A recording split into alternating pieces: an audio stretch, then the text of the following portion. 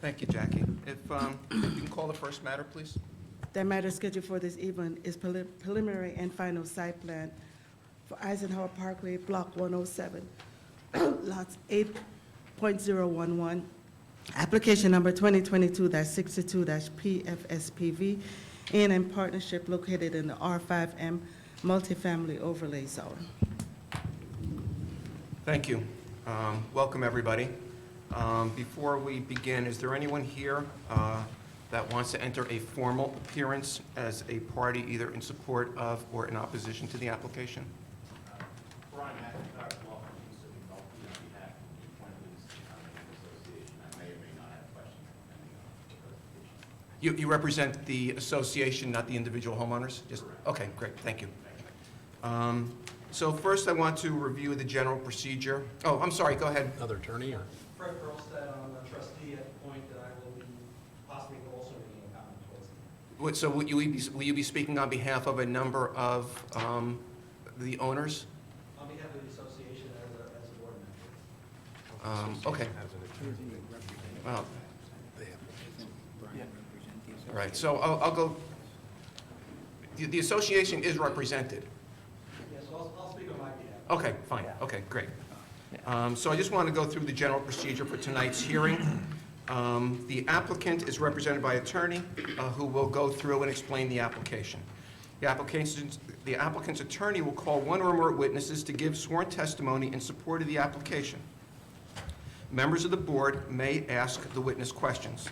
When the attorney for the applicant has no more questions for a witness, interested parties in favor of or in opposition to the application may question the witness about that witness's testimony.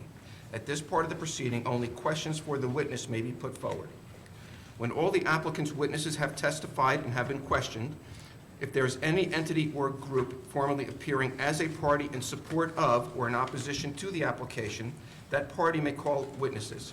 When all the witnesses of all the parties have been heard, members of the public may give sworn statements for or against the application. Persons who give such statements may be asked questions by the board, the lawyers, and other members of the public. Mr. Posada, welcome, and you can enter your appearance for the record and make your opening statement. Great, thank you so much. Good evening, everyone. It's been quite some time since I've last appeared before you. I think something called COVID happened in between, so it's a pleasure to see you all again. My name again is Matthew Posada, and I'm with the law firm of Sills, Cummins & Gross. I represent the applicant A&M Partnership, who is here seeking preliminary and final major site plan approval to construct a 71-unit multifamily improvement on Block 107, Lot 8.011. The project itself will consist of 57 market rate units and also 14 affordable units, as the subject property is within the R5M Multifamily Housing Overlay District, which district was created in response to help assist the municipality meet its Mount Laurel obligations. The unit mix will range from 1 bedroom to 3 bedrooms and will have resident amenities, including a gym. It will also have a unit dedicated to a superintendent. At this time, we are in receipt of the township's professional reports for planning, engineering, traffic, and also Livingston Environmental Commission report dated December 1st, 2022. In addition, this hearing was properly noticed, as the notice was sent by certified mail on February 10th, 2023, and notice was also published in the West Texas Tribune on February 9th, 2023, and also in the Star Ledger on February 10th, 2023, out of abundance of caution. Can the board attorney please affirm that notice was satisfied and this board has jurisdiction? Yes. Thank you so very much. Tonight, I will have 3 witnesses. My first witness will be Mr. Mike Lonzafama of Casey & Keller, who will be qualifying as an engineer, surveyor, and also as a licensed planner. I'll also have an architect, Larry Appel, from Appel Design, and my traffic engineer will be my last witness that I'll be presenting here tonight, and that will be Harold Moltz. If I may, I'd like to call my first witness, Mr. Mike Lonzafama of Casey & Keller. Please do, thank you. May I swear you in? Yes, please. Okay. Raise your right hand. Do you swear or affirm to tell the truth, the whole truth, and nothing but the truth in this proceeding? Yes, I do. Would My you name state is your name for the Michael record? Lanzafama. That's Lanzafama. I'm a licensed professional engineer, land surveyor, and planner licensed in the state of New Jersey. I'm a principal with the firm of Casey & Keller Incorporated, 258 Main Street, Millburn, New Jersey. My licenses are all current. I've been licensed as a professional land surveyor and engineer since 1984, and as a professional planner since 1985. I've appeared before this board on numerous occasions and many similar applications as this. Is this board accepted as an expert in the fields of engineering, surveying, and planning? Any questions from the board? Any objections? Thank you very much. Thank you, Mr. Chairman. The application before you, as Mr. Posada pointed out, is for property located in Block 107, Lot 8.011, which is located on the easterly side of Eisenhower Parkway, approximately 1,300 feet south of Dorset Avenue. With the board's permission, I'd like to go over to the podium and bring up our exhibits and our drawings.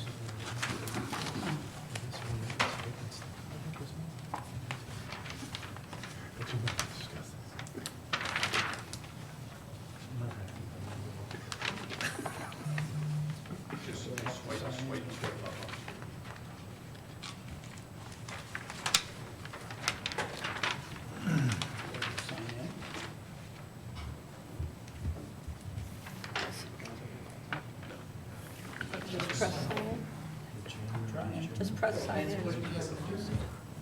There we go. Thank you.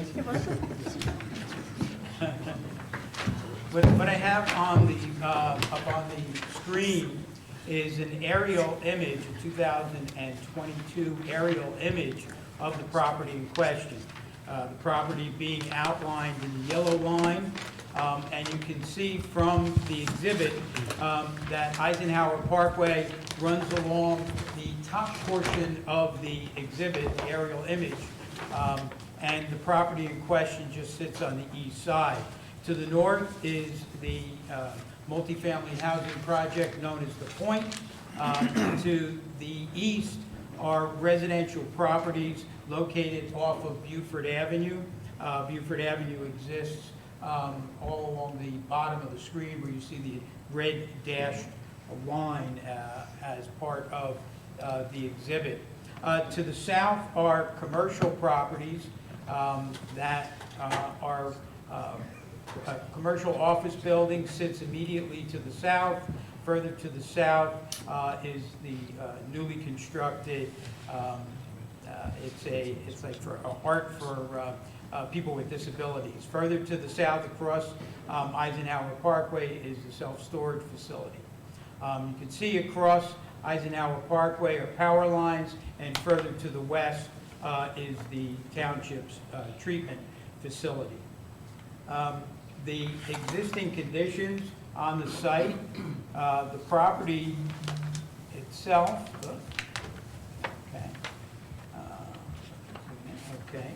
the property configuration is somewhat irregular in shape.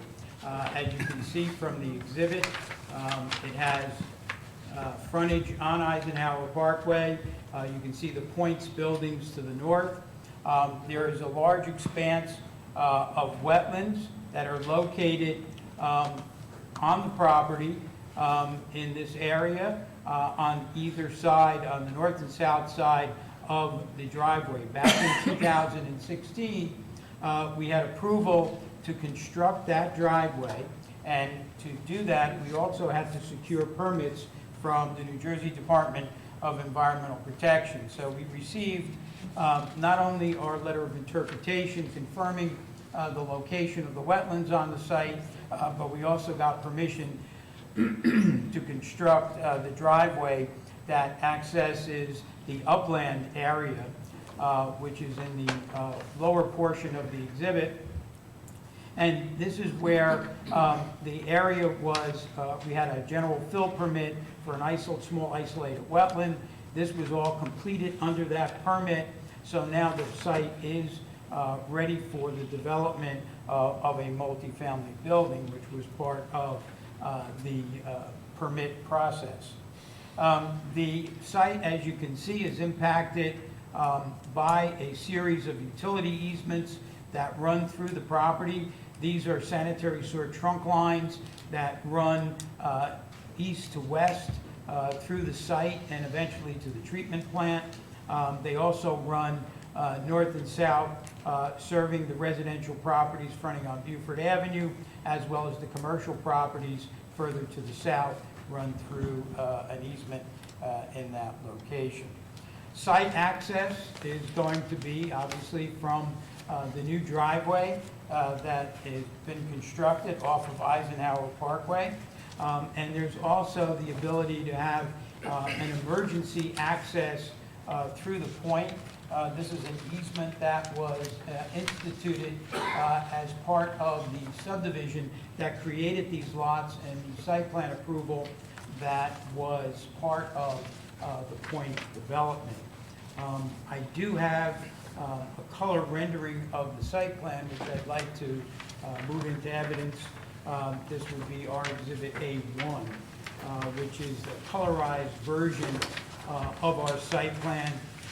It's the exact same image that you have in your plan set. However, we've colorized it to better understand the elements of the site plan.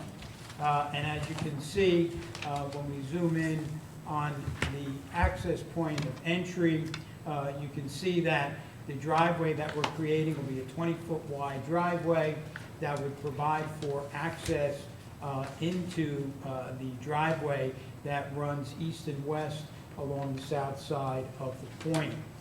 The transition there would be accomplished through new curbing and a new pavement. There will be an emergency access gate that is proposed. That would be a solid gate that is located in the driveway area. It would be equipped with a Knox box so that the fire department can gain access into the community should there be an emergency where they need to come in off of Dorsa rather than Eisenhower Parkway. We've also provided for at the request of the fire department, a second means of access into the rear of the site. We've provided a hydrant at that rear portion so that an emergency vehicle, a fire truck, could actually drive up from Buford Avenue and park itself at the back so that they can fight any fire at the rear of the building. And we have an insert on the plan where you can see how that works off of Buford. You can see the line, the water line runs through that easement and would allow for connection and allows for a loop running through our development and carrying the water service into the point as well. The topography of the site it's moderately sloping. There's no significant slopes on the site that would cause us any environmental issues that we would have to deal with. The lowest elevation occurs in the northwest corner of the site, which is the flood hazard area. That portion of the site is impacted by the flood that occurs from the Passaic Avenue, from the Passaic River, that backs up through a culvert under Eisenhower Parkway and does back into that area. That is the lowest portion of our site. We did do a tree inventory on the site, and there are 119 trees that we inventoried in the area proposed for development. Now, the area proposed for development is only the area outside of, obviously, the wetlands, but not only the wetlands, but the buffer areas, the transition areas that also exist in and around this area through here. We had, as part of our DEP permitting, what we needed to do was record that as a permanent deed restriction on the property, that no vegetation would ever be removed from that area and there would be no development on that portion of the site. So we had a total of 119 trees that were greater than 4 inches in diameter. And interestingly enough, more than 68% of them fall within the category of 10 inches or less, 10-inch diameter or less. Of the 119 trees, we'll be removing 72 trees. and replacing them with 105 trees, and it'll be, I'll get into the details of that a little later on. It'll be a mixture of shade trees, ornamental, and evergreen trees. Under the tree replacement ordinance, we're required to have 123, so there will be a small shortfall that we would pay into a fund that would compensate for that differential between the two. How many trees were we now? You'll have a point to ask questions later. So the proposed development, the proposed building is 3 stories over parking. It will have a total of 71 dwelling units. There'll be 57 market rate units and 14 affordables. Within that mix, there'll also be 1 unit set aside for an on-site superintendent. The building itself, the height of the building, overall, the structure is 56.09 feet as measured from the average grade to the ridge line. We did an exhibit where we took a site section through the property. This is a site section exhibit. We put this into evidence as A2. And what this represents is 2 site sections. The first section we took between our site, which is on the left side, or what you see on the left side of the exhibit is the proposed structure. And to the right is the existing point building. You can see the access drive that runs east and west along the southern common boundary line. You can see the proposed fence as well as some evergreen screening that's proposed between the 2 properties. But this gives you a sense of scale between the 2 buildings. The separation between the buildings is approximately 50 feet plus, or excuse me, 100 feet plus. Each building is set back from the common boundary line by approximately 50 feet. I believe the point building is about 51 feet. Our building at the far western edge is 50 feet, but as you move east, it shifts away because the property line is not parallel to the building, so that increases in size. The second section we took was between our building and the homes that would be fronting on Buford Avenue. The home to the left is a typical 2.5-story single-family structure that would front on Buford. And what you see here is the rear portion of our building and the amenity patio areas immediately behind that building. So it gives you, again, a sense of scale and a sense of separation. The building at the rear is set back 60 feet as required by the ordinance. Going back to the site plan. Do you have any building-to-building numbers, Mr. Lonzo, for that Buford home? The Buford homes would be at 60 feet from our property line to the new building, and the single-family homes are in the R4 zone, so I believe the rear yard setback is 35 feet, if I'm not mistaken. Might be 40, I'd have to check. But it's, you're talking about approximately 95 to 100 feet between the 2, similar to the separation between the point building and our building. Parking for the project, there will be a total of, there's going to be a combination of spaces that are secured in the garage, spaces that are under the building but open to the general public, as well as surface parking spaces. The overall development will have a total of 84 spaces in the secured garage portion of the building, which is, if you notice, we have a security gate just to the north of the lobby, and then a second security gate just on the western side of the building. So the vehicles within that secured area, the fenced-in area, can only be accessed by the tenants with a key fob. So there would be 84 vehicles parked in that area, consisting of 39 standard spaces, 9 by 18, 4 of which will be electric vehicle charging stations. Will be 4 electric vehicle charging stations located on the eastern wall of the building. There'll be 28 tandem spaces, so that's a grouping of spaces that would be dedicated to units that have 2 or 3 bedrooms in them. So we have a series of tandem spaces located along the north building wall, and those would be assigned to those tenants. We're also proposing 15 compact spaces that are located within that secured area. Now, the compact spaces that we're proposing are 9 feet by 16 feet. Under your ordinance and under the residential site improvement standards, the requirement for stall size is 9 by 18.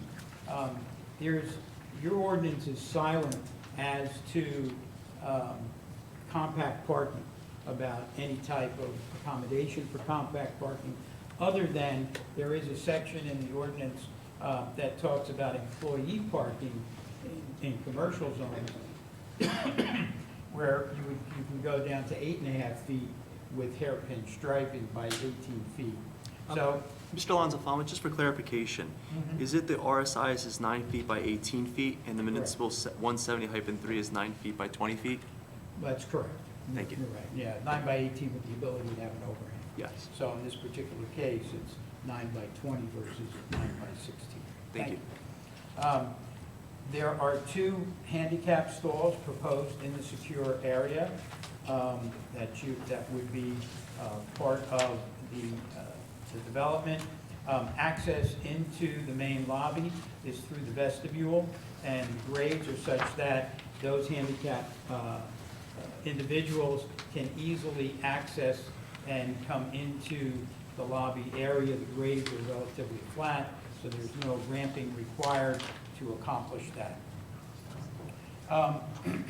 To surface or unsecured under the building parking, we have 53 spaces, and this area are primarily the parking that is along the western side of the building.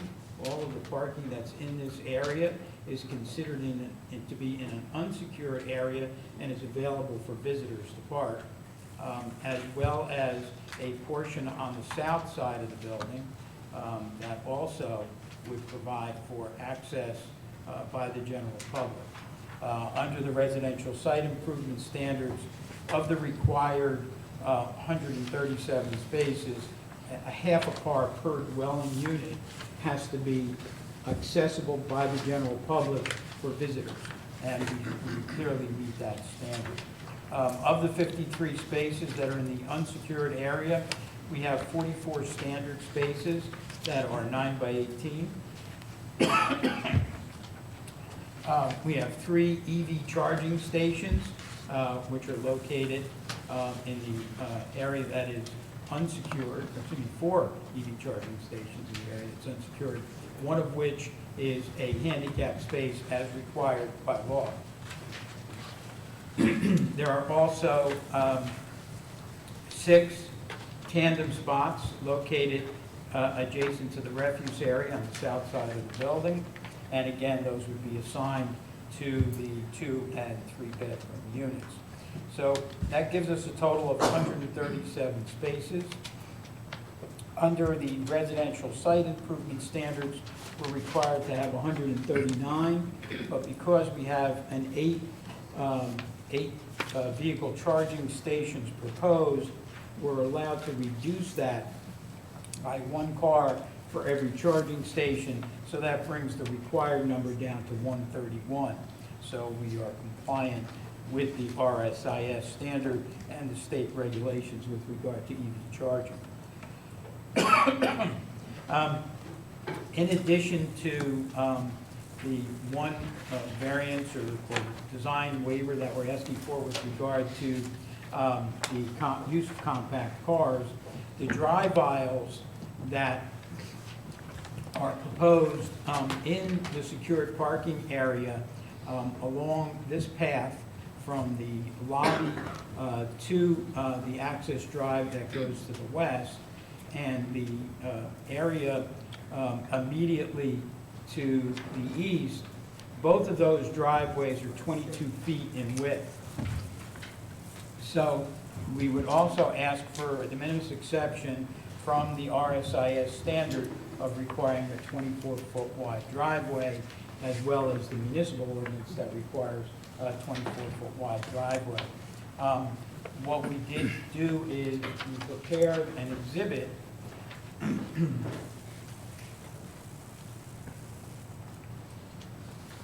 that we submitted to the board and to Lee Klein, the traffic consultant, where we demonstrated that even though we have a slightly more narrow aisle width, we have sufficient space for vehicles to maneuver into and out of their parking stalls.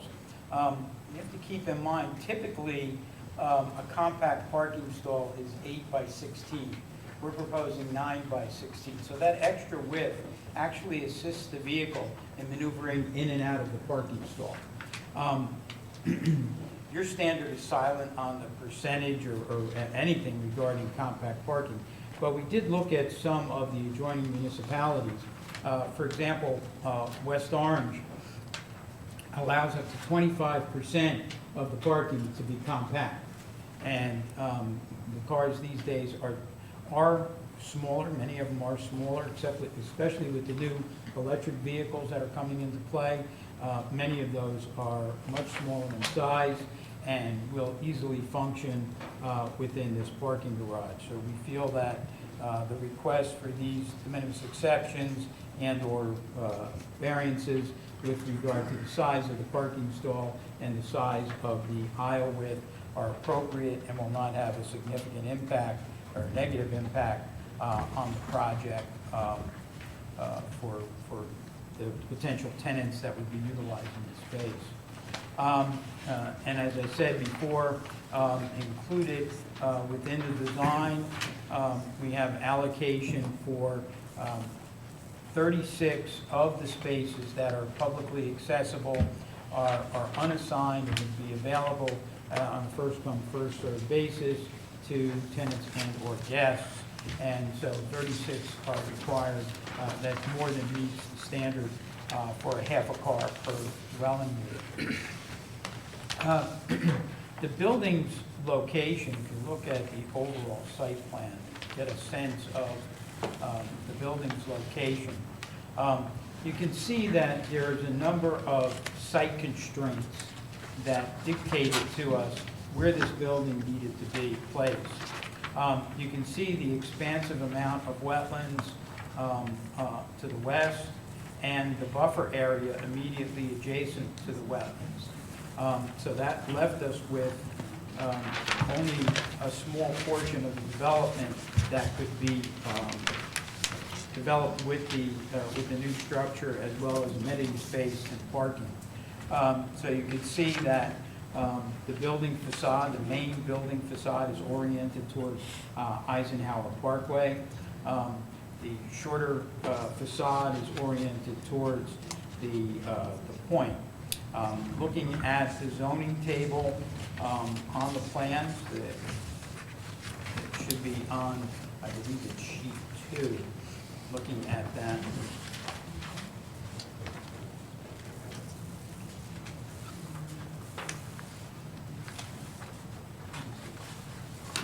You can see that when you go through the metrics of the ordinance, we're required to have a minimum lot area of 6 acres. We have 6.166 acres. Our front yard setback needs to be 100 feet. We're more than twice that at 246 plus feet. The side yard setback is 50 feet. At the closest single point, we're at 50.15 feet.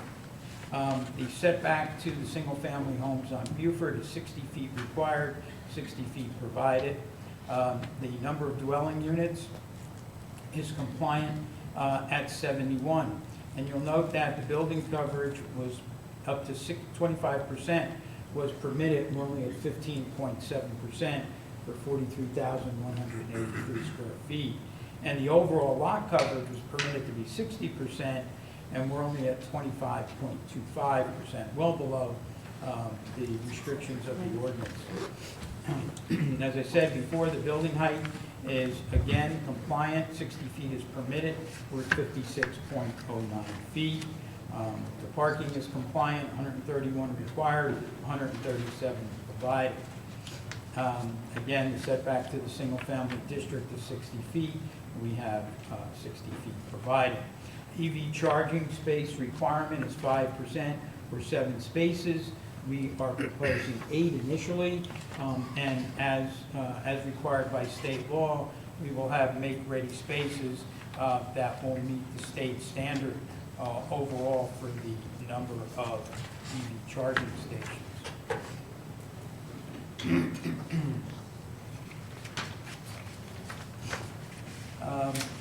Again, access to the site, we're proposing the right turn in, right turn out driveway movement at Eisenhower Parkway.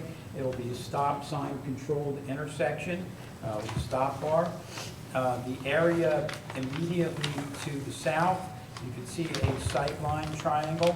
We're proposing to remove any of the vegetation in that area so we can get a good, clear line of sight for motorists exiting the site so they can get a clear understanding of what's approaching from the south. In addition to that, we already talked about the emergency access on the north side of the property, and finally the emergency access, the additional access that the fire department had asked for at the rear of the building. To handle deliveries and move-ins and move-outs, we've provided a 10-foot by 26-foot loading space where a vehicle could parallel park in that area and make their deliveries into the building.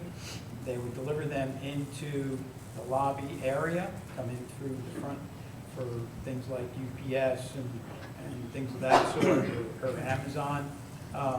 The move-ins and move-outs would probably come in through the garage space and in through the vestibule and into the main lobby.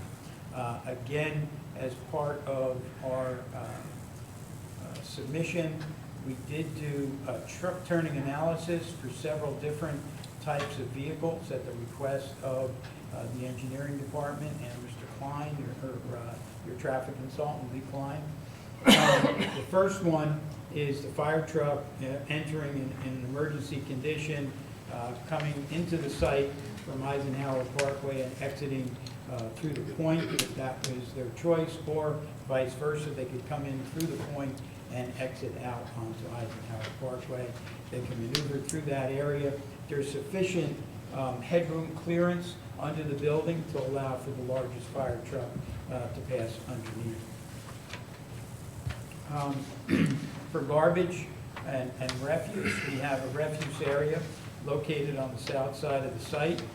And what we've done is we've brought the truck in from Eisenhower.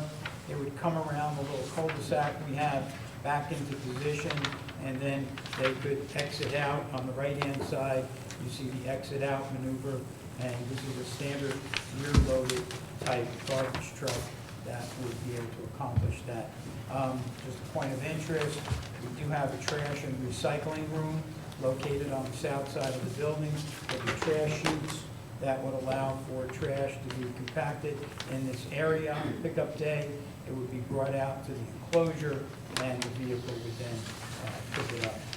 For move-ins and move-outs or large deliveries, we brought in an SU-30 type vehicle, which is a typical larger U-Haul type truck, and the truck would maneuver around the cul-de-sac and then back into position where they could easily exit out. So you can see that we've provided for sufficient areas for deliveries, for move-ins and move-outs, and that they can adequately maneuver through the site. In addition to the overall plan of access, we've also provided for a walkway system that would allow tenants from the facility to take, if they wanted to walk out of the site because of the limited pedestrian access along Eisenhower Parkway, they could come out from the main building lobby area, through the patio area, along the walkway, and head out to Buford Avenue, where this sidewalk would link up with the sidewalk that would be constructed along Buford Avenue. So we're trying to help integrate this development into the overall community, allowing people to go for a stroll. They can stroll along the sidewalks of Buford and come into and out of the site. And as part of this, you can see we have amenity spaces located in the back. We have some sitting areas, a barbecue area in the back portion of the building. There'll be sitting areas for people to dine outside. There's also patios and decks located along the back wall of the building. We have some fire tables proposed on the south side of the project, as well as a small dog run off of the garage level of the building. If you notice, there's a staircase here. The garage level is a story down. So if you recall the exhibit on the site section, the back portion of the building is only 3 stories exposed. So someone who wants to come from, say, the garage area into the back area, they walk out these double doors, they come up a sidewalk and staircase configuration that brings them up an entire story into the back area. There's also a way for, which you don't see on this plan, but you'll see on Mr. Appel's plan, is this lobby also extends out and there's a back door entrance. So people who are living in the building can come directly out onto that back patio area from the main living level.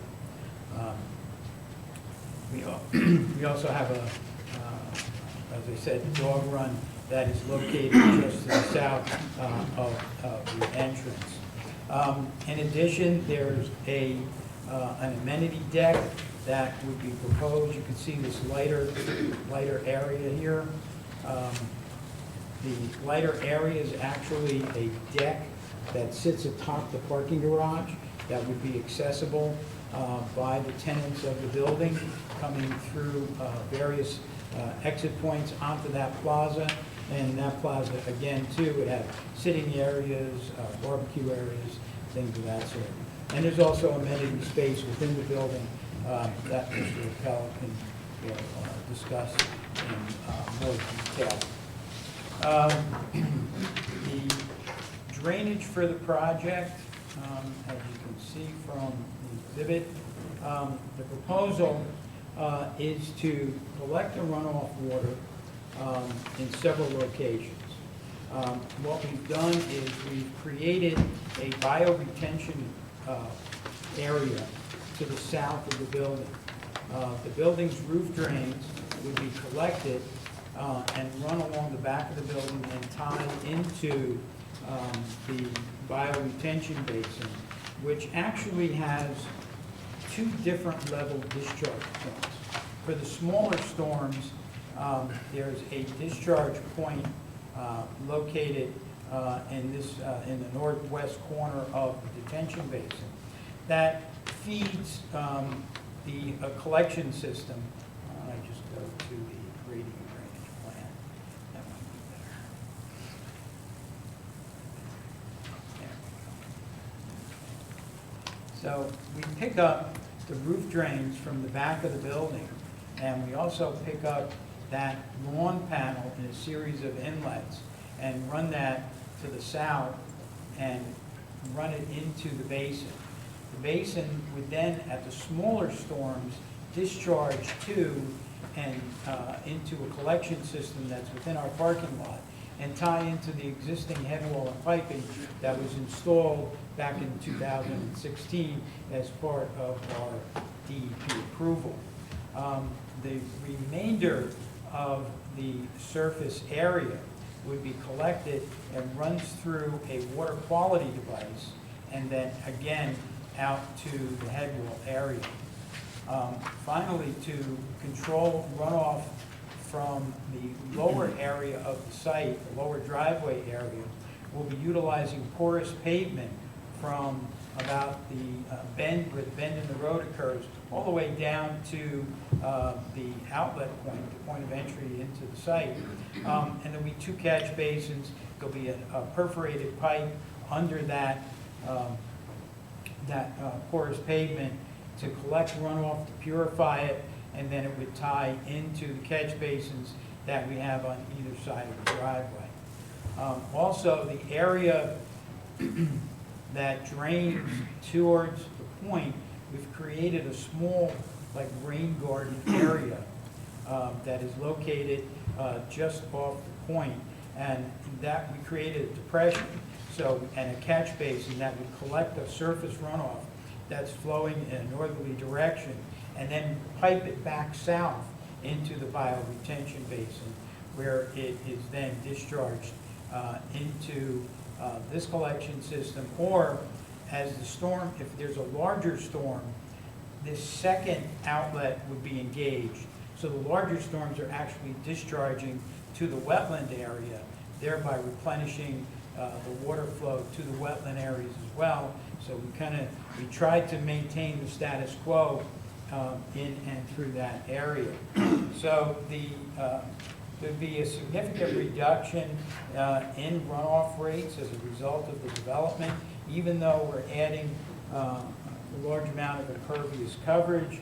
The detention basins combined, the bioretention basin, the rain garden, the stone storage below the porous pavement totals over 32,000 cubic feet of storage. And in combination, the discharge from the site for the 2-year storm will be reduced by 3.4 CFS, for the 10-year storm by over 9 CFS, and the 100-year storm by 9 CFS. We did do a detailed soil study of the site. We engaged Frank H. Flair Associates to do a number of soil borings on the site to determine the depth of the seasonal high water table, as well as the permeability rates. And we found that the permeability was quite poor, and as a result, we have underdrains. That's why we have the underdrains in the porous pavement and within the detention area as well.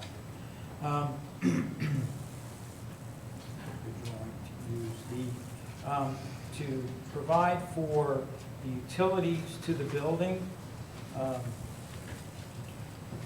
the sanitary sewer that currently runs through the site will be reconfiguring slightly to permit the construction of the building. There is the area to the south that picks up the office buildings to the south and some of the residential properties on Buford Avenue. We're going to be constructing a new manhole and putting in a new sanitary sewer line that would connect up to the main trunk line that goes towards the treatment plant. The building itself would connect into this manhole. One of the things we haven't done that was requested by the engineering department was that we increase the size of this easement.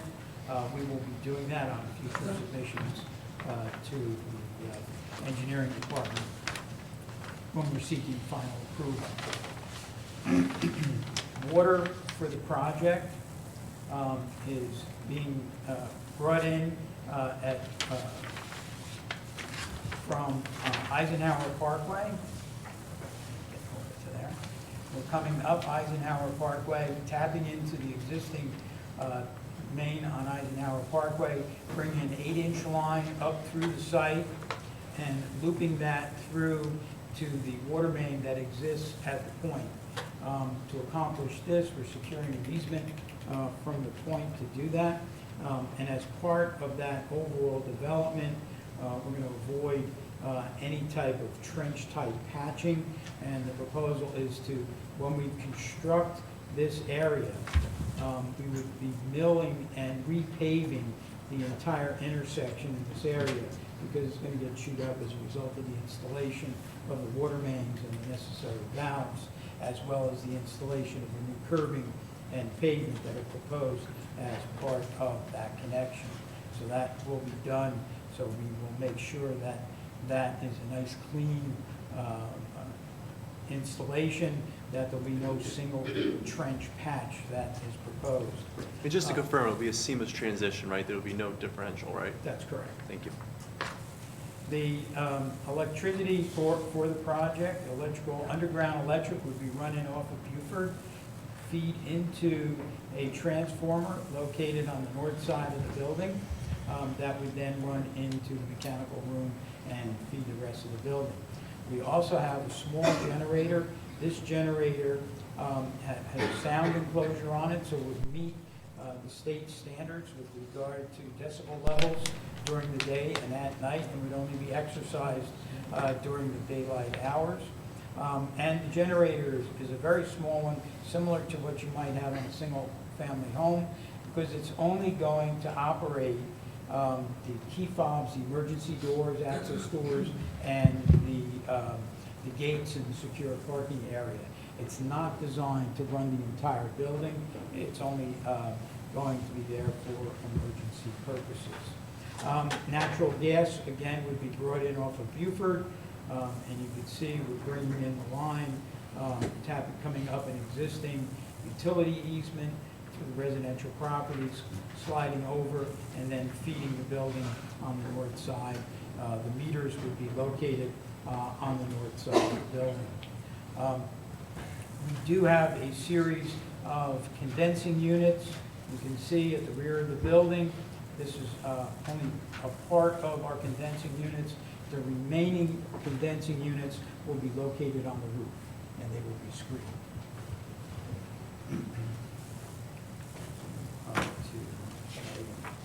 So how come some down and some up?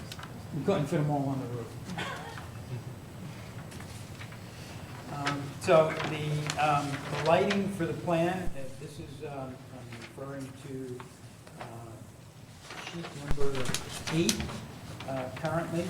And what we have here is all of our fixtures are going to be LED style fixtures, LED type fixtures.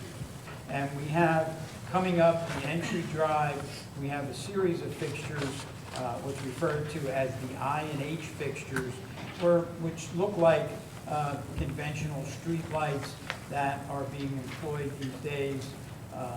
It is a Lithonia type fixture, very sleek in its design. The Lithonia heights are 18 feet for these light fixtures. And then as you move up into the site, as you come across the front of the building, we have a series of what we've identified as F and E type fixtures. There's F and E type fixtures that are located along the front face of the building. The lights are directed towards the parking area and wetlands to the west, and these will illuminate the driveway areas.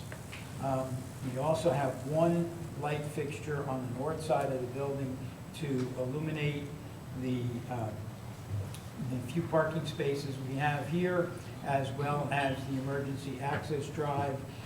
This would produce lighting levels that are appropriate for the area.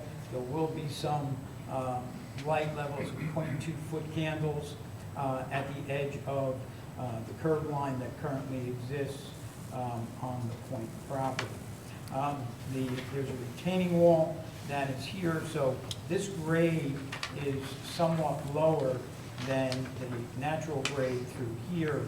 So any headlight glare as vehicles pull in under the building and turn into, the headlights would tend to hit this wall and the landscaping we have proposed along there. I will get into that in a minute. The back area, the amenity space, will also have two decorative style fixtures. Those are the G fixtures. Let me show you what those look like.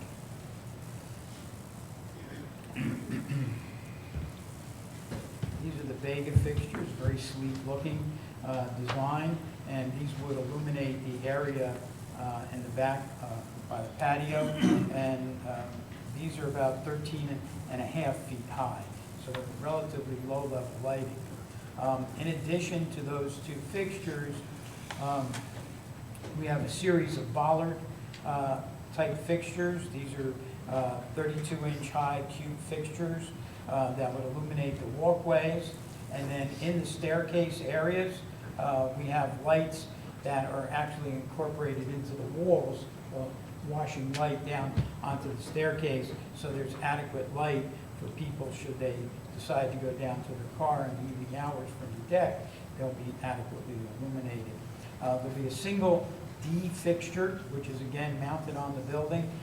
It's mounted at about 8 feet high, and this is to illuminate the rear entrance to that patio area. There'll be no spillage of light off of the site. As you can see from the exhibit, the foot candle levels at the back are 0 all along the property line. The drives and the parking areas would have an average of 1.3 foot candles, which is appropriate for those areas, and the recreation area will have an average of 1 foot candle.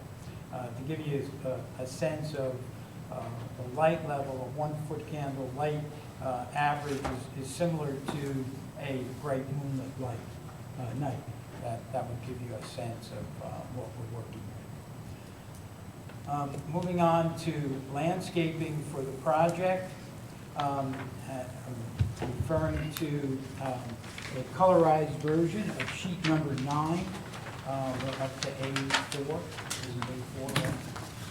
I think we did, yeah, I believe this is A4. And what A4 depicts is the revegetation of the site in the area that we are developing.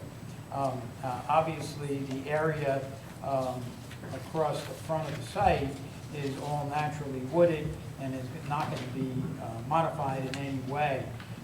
So the area around the detention basin, we're proposing shade and flowering trees. We have a total of 105 trees proposed. We have 245 shrubs and 545 perennials and grasses. The evergreen trees will screen the adjoining residential properties. As you can see, we had a little bit of a difficult time in as much as the area immediately along the common boundary of the properties on Buford Avenue is impacted by the sewer easement. So we wanted to keep the landscaping off of the sewer easement so it didn't impact the pipe, even though it's relatively deep. So we were able to accomplish the ordinance requirement of a double row of evergreens by simply planting the evergreens on both sides of the easement. So we were able to accomplish that level of screening that provides for a good, dense evergreen and deciduous screen in that area. The evergreen trees that you see on the north side of the property, in this area through here, I had a conversation with Mr. Marucci, your assistant engineer. He still had some concerns about those trees being on the easement. So what we're going to do is take the arborvitaes, there's a mixture of arborvitae here and Norway spruce. We're going to hug the arborvitae closer to the fence and keep that far away from the pipe, and put the Norway spruce basically outside the easement, between the edge of the easement and where the transformer is. So in this area here, so that would still allow for access to the sanitary sewer line. You can see the existing manholes here and here. So there's a sewer line that runs in that area. So we hope that would be acceptable to engineering. And we'll continue to work with engineering. As part of our overall plan, there's a proposal to construct a 6-foot-high decorative metal aluminum fence along our common boundary with the point running from our common rear line to a point around the access. You can see the line with little squares represents the fence. There'll be 2 pillars with the solid gate. The fence is decorative in nature. It's open, there's a detail of it on the detail sheet. It's 6 foot high and it's black aluminum. We plan on running the fence. We showed it to here, but we can extend that down up to the wetland line. That's about the farthest we can extend it without running into issues with DEP. So we can extend that fence down to the wetland line for the project to help further separate the two and provide security for the 2 projects simultaneously. Finally, I'd like to talk a little bit about our signage.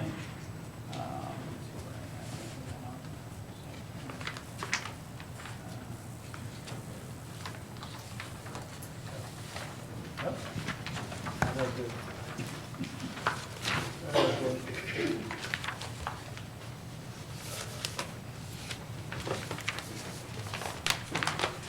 How do I do about it? It's like a sad jigsaw puzzle piece.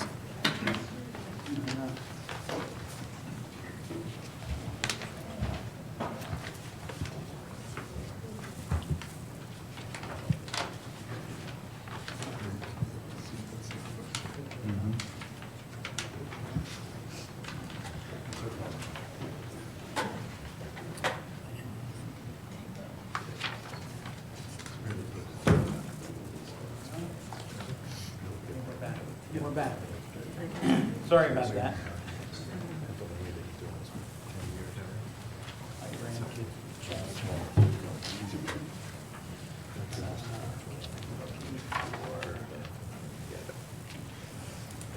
We were talking about, there we go. So, we are currently showing a single entrance sign on the north side of our driveway. It's actually mounted on the retaining wall that has been constructed. And the point there is that we can't put another structure into the wetland area for its buffer, so we're utilizing the existing wall and building on top of it. And the sign is just a simple site identification sign. We don't have a name for the project yet. We took the liberty of just putting on A&M Luxury Apartments, and we took the liberty of using 330 as the street address. We're not sure that is what the post office and tax assessor will assign, but we want it's in the right number. I think 316 and 310 are just to our south. So it's a 4 foot high sign by 6 feet long. We took the signage area as the overall height of the sign, which is a maximum of 8 feet permitted under the ordinance. So the sign, we took the full sign area as 48 square feet so that there would be no misunderstanding of the requirement of a variance for the sign. The sign letters are either going to be backlit, or we possibly, depending upon how the sign is designed, we might put an LED strip just under that coping that is proposed on top of the sign, so it would wash light down onto the sign. The sign meets the required setback under the ordinance of 2 feet. It's set back 2 feet from the right-of-way line. In addition to this sign, and the ordinance is silent on it, we feel that it's helpful to the project. It adds some aesthetics and identification to the project. We're also proposing to take that 330 number and put it over the entry canopy as you come into the building. In addition, we're proposing 2 placards that would be about 3 square feet. They're 18 inches high by 22 inches wide. Will be metal placards that would be attached to either side of the front door that would have the name of the project whenever that name is finalized. So that is the extent of the signage. As I said, the ordinance is silent on it. We believe that it's appropriate signage for the building, that it adds to its identification, helps police and fire identify the location. There are a number of traffic control signs that are proposed throughout the project. You can see the little squares with the letters indicate the type of signs. We have, for example, one-way signs around the cul-de-sac. There's stop signs and things of that sort. No left turn signs at the entrance, and keep right signs where appropriate. So all of those signage, all of that signage is permitted with the approval of the planning board.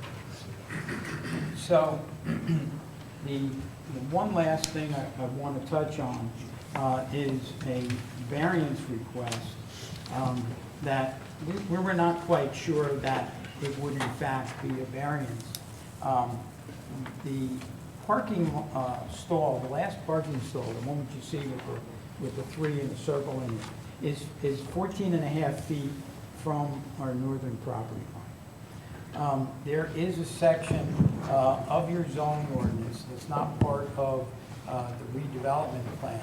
It's section 170-94 A, paren 5, paren little d, paren, that states that setbacks, parking setback from a residential zone has to be a minimum of 25 feet. That ordinance was put in place when there was transitional lot zoning in Livingston. That transitional lot zoning went away. But they left that clause in the parking section of the ordinance. So to be on the safe side, we are asking for a setback variance of 10 and a half feet for that single stall adjacent to the northern property line. So the long and the short of it is we've identified tonight 3 possible C variances. One being the setback of the parking from the northern property line. And the other 2 are the compact stalls as well as the 22-foot wide aisles that we have in the building. So these are all C variances under the municipal land use law. And in my mind, these can all be addressed under the C2 criteria of the municipal land use law. I believe there are benefits associated with allowing such variances. We've showed through our exhibits that the stall size and the aisle width are not detrimental, that you can easily maneuver in and out of the site, and that the amount of compact cars we have is approximately 11%. And there are municipalities that typically allow 20 or 25% compact parking. So it's not an unheard of concept. With the larger width and the narrow aisle width, the larger width of the parking stall makes it easy for a vehicle to maneuver in and out of the parking areas. As to the setback, we wanted to have sufficient parking on the site. It's important to have adequate parking on this site because you obviously can't park on the street. You can't park on Eisenhower Parkway. So we wanted to make sure that we had adequate parking for the site. So under the municipal land use law, we have to demonstrate what's referred to as the positive criteria, and that's the advancement of some of the goals of the municipal land use law. And I think this overall development with its affordable housing component does promote the public health, safety, and general welfare. I think under G, I think we have provided sufficient space in appropriate locations for a variety of residential uses. And I think with the aesthetics of the building and the overall landscaping plan, I think we're promoting a desirable visual effect in the development of the site. As far as the negative criteria, I don't see any significant detriment to the public good or the intent and purpose of the zoning plan. As I stated earlier, the maneuvering in and out of the parking stalls and through the aisle widths functions very well. We've demonstrated that with a program called Auto Turn. We discussed it with Lee Klein, and he felt that we adequately demonstrated that it was going to be a safe and easy way to provide for adequate parking and easy maneuverability into and out of the site. As to the setback of the one car off of the northern boundary, there is a significant amount of landscaping proposed in that area. It doesn't like that. Doesn't like this. Okay, back here. We do have, let me go back to the uncolorized landscape plan.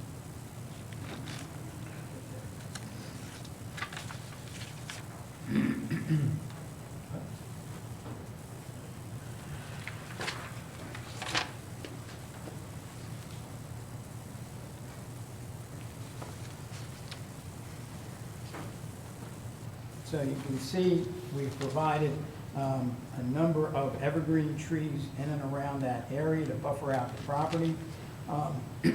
And the building is set 50 feet back from the property line.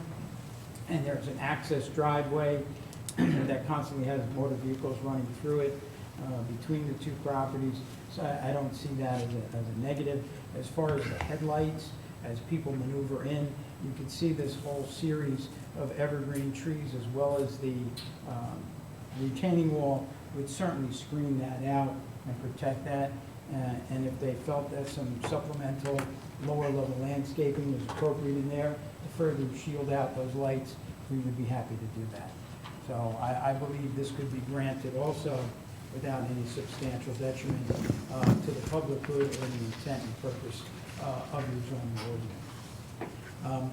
We did review and respond to all of the memos we got from the Livingston Environmental Commission, from Beacon Planning, and from the engineering department. I'd be happy to answer any questions that the board might have or your professionals might have with regard to that.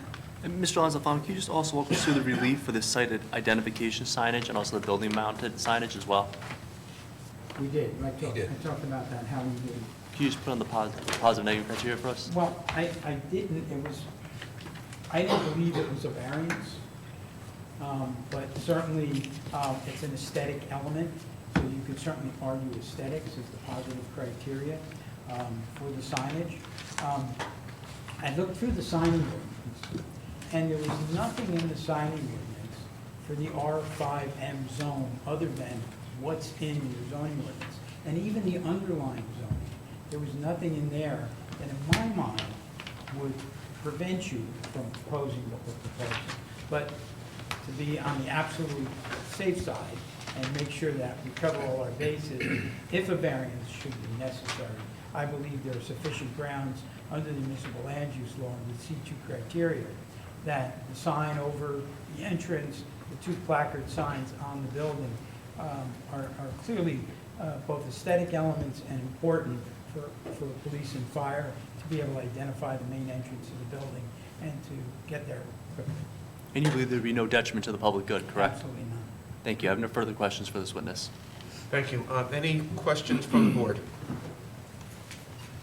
Who wants to go? Yes. So the parking, the interior parking is all assigned or just the double spaces? Just the double spaces. And everything else is first come, first served? Correct. And what about the outside spaces? The outside spaces, again, just the tandem spots would be assigned. So you're parked at like 1.9, We- like 1.9 spots per unit, is that calculation I did? Um, Public schools. Approximately, we have, under the RSIS, we're required to have 1.8 for the one bedroom, 2 for the two bedroom, and 2.1 for the three bedroom. And we meet that in standard. So, With the benefit of the reduction for the EV charging station. sure. So is there a contemplation of prohibiting a third car from any of the residents? We did have that conversation with our client, and I believe that they would be able to control that through their leasing operation, that the lease would restrict them to that. Because I think you made the point rightfully, there's nowhere else to park here. Right. So if you run out of spots, it's going to hurt the market. Mhm. So when you come out of the garage, is there a stop bar? Or what's the control coming from the garage into the lot? I don't, let me go to the site plan. It's on the landscaping. I guess what I'm concerned about is those 3 spots. If somebody's backing up and somebody's coming out of the garage, if there's a stop bar on the exit, it's not. Yeah, it would be right here. Yeah, we could put a stop bar in here and a stop sign right on that pillar there to make sure that's a stop-controlled intersection. Because this is the emergency access, nobody's coming through here. Right, no, I agree. I'm just worried about people And coming then- out of the And we garage. have the exit here, so you have the tandem spots here, and then you have a vehicle exit there, so that shouldn't be a problem. I don't see a need for a stop sign there, but Harold can correct me. That's true. That might be a better question for Mr. Mullin. And where was the loading zone? I know it was in Mr. Klein's memo. It's right in through here, and we showed you how the truck would maneuver. They could come in, they would come around, circulate, they would circulate around, how do I do it on this? They would circulate around the cul-de-sac, pull in, and then back into position. You see, it doesn't like some of those PDFs I'll tell you right now, but anyway, that would be the proposal, is that they would come in, loop around, back into position, and then they could pull out easily. So you're walking across the drive aisle with the couch, Yep, and that's underneath or not underneath? I'm not. that is not on, So what door do you go in from there? you could come in through, there's a, We can't see what no, you. you can't. Yeah, your mouse thing's not really showing There's a up. Do you have a pointer or? staircase here. You want a pointer? You want a pointer? That doesn't work. Well, That doesn't work on it. It doesn't- On the screen? Yeah, it doesn't work. You got these pointers? It doesn't work on the screen. Yeah, once you get on the screen, you can't see it. Let me try it. What? Somebody's gonna have to talk to Adam. Two strikes. Yeah, excuses. You can Doesn't see it. work. You can't. Jackie, you can keep the pointers in the office next You time. can just describe. Yeah. There you go, look at that. Staircase here. 1995. Here. And then you could also come in through the lobby to get to the elevators. Right, but you're not gonna want movements through the main lobby. No, you're not. We could, remember, we can control the move in and move out. Right, I get So it. we could give them access to the secure area, so they could come through the garage. Right, you can They prohibit could come weekends, through you the can do all garage kinds of. and come in through the vestibule and right into the Elevators. elevators here. And then just to the rear on the landscape, I just have one more question. I can't get that one to come home.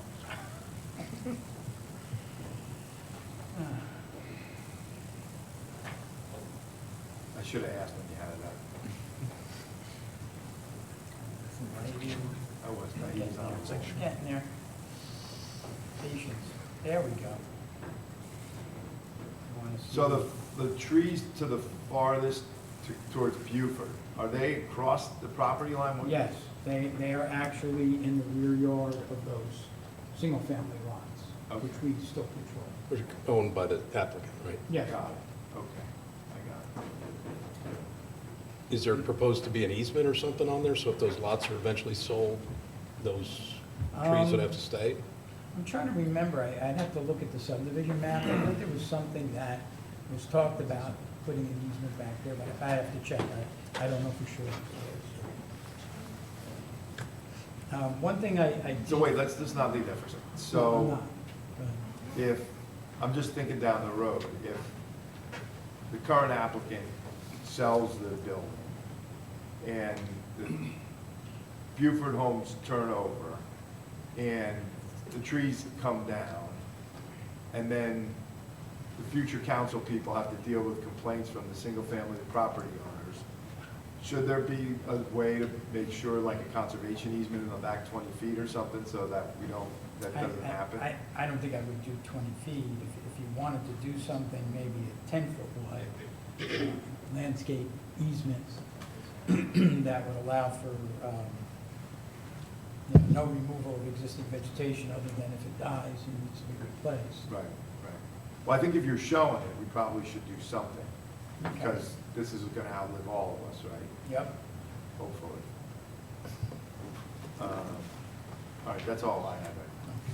Well, one thing I did want to mention, I had a conversation with Nate, head of the water department, and he wanted this hydrant fed not from Beaufort, but he wanted me to tie it into the main we have coming across the front of the site, run it up along the back, because he wanted everything to be contained on our property. So he had no problem doing it. I forgot to mention, I told him I would say that. So we did. Peter, do you have any? I have, yeah.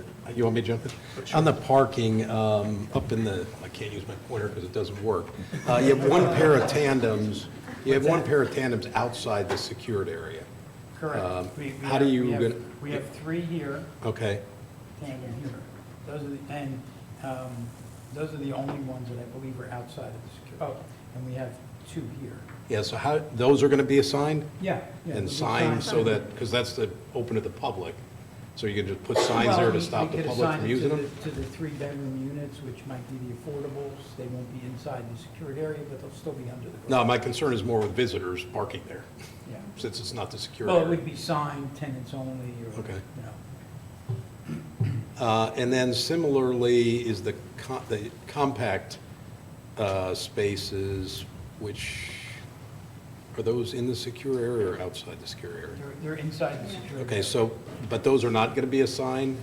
So is it the honor system that only small cars park there? Well, Or that, we would particularly when you're going with, We could, depending upon the tenant mix and what kind of cars they have, we could recommend that they park in those. yeah, I mean, if there's a way, yeah, through the Yeah, tenants there's a to, way to because control. particularly when you're asking for a You know, that- narrower aisle anyway, That's the. then all it takes is one car to park there. I don't use the word beauty, but that's the beauty of being an owner-operated building, and you have a super on site, so you can control some of that. But if somebody comes home, sorry. Yeah, go. Somebody comes home, and there's only 3 spots left, and I'm in my Suburban, and the compact car's what's left, I'm going into the compact car space. So you should think about trying to. They are 9 design. feet wide and 16 feet deep, so, and could they accommodate a mid-sized car? Yeah, probably. If I have a big SUV, I probably wouldn't want to try fitting into it. I'm just saying, that you should consider assigning the compact Yeah, space. yeah, we could put signage up and assign it to a specific And tenant. people would love kind of an assigned spot. Yeah. Right? So if they have a small car, There they is- probably charge more for that.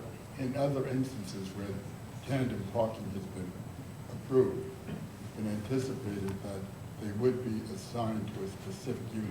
Oh, yes, absolutely, the tandems would all be assigned to a specific unit. And we could do the same thing with the compact. So you're calling it the secured area. Does that mean there's a gate that prohibits? 2 gates, yeah. Okay, so then you don't have to worry about the stop bar, right? Because the No, gate's the- gonna go up. The gates, gonna show them where the go, gate but is. You do Gate's have lower, a few spots outside the gate.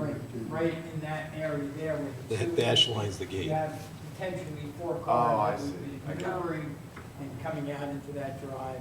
Got It's not a big deal to put a stop bar down and a stop sign in.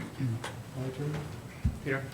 But, yeah, go ahead. I had one, sorry. yeah, wait, I had one last quick Just one. got Just- one question. Yeah, just, I want to finish up. So on the lights on the recreation area in the back, is there going to be a time, shut-off time, or the outdoor lights? I would assume yes. I didn't discuss that with my client, Okay. so we could certainly look into that. Except a and find condition that says the appropriate outdoor, time. with the exception of the entrance door, I think, but the other Yeah. ones. Yeah, There's we gonna don't have want to people be. sitting out. That'd be there. acceptable as a condition of approval. Okay. So You again, have ground floor units, you're gonna have to, otherwise you're gonna have people. Yeah. Complaining, Gonna come into yeah. their apartment. Exactly. But they're, remember, these are really low-level lighting. Most of them are bollards. We only have 2 of the larger decorative fixtures that are 13 and a half feet high. Yeah, but the point is, you don't want to pick outside your bedroom when you're trying to go to sleep. Low levels in the eye of the beholder. Okay. My turn? The eye of the person's window, it's outside. Something at the big Oh, that's parallel. No, not really. I'm done now. First Now of that all, he's lost all his power. I gotta do something. First of all, am I correct in understanding that for that emergency access would also serve for fire department to get to the point through your property? Sure, they could. So it is a Yeah. two-way Yes, advantage. it's a mutually beneficial easement. Where would the affordable housing parking be? It would be dispersed throughout the parking area. Again, with some space? Again, assigned or not? again, all of the 3 bedrooms are affordables, so they would be assigned to tandem spots. And, you know, depending upon how the situation lays out.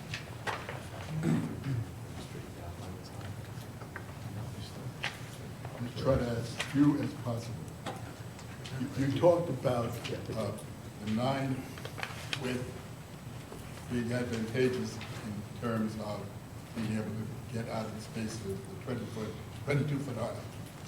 The 9-foot width is required by RSIS, so it's not a particular advantage. It is the normal circumstance, correct?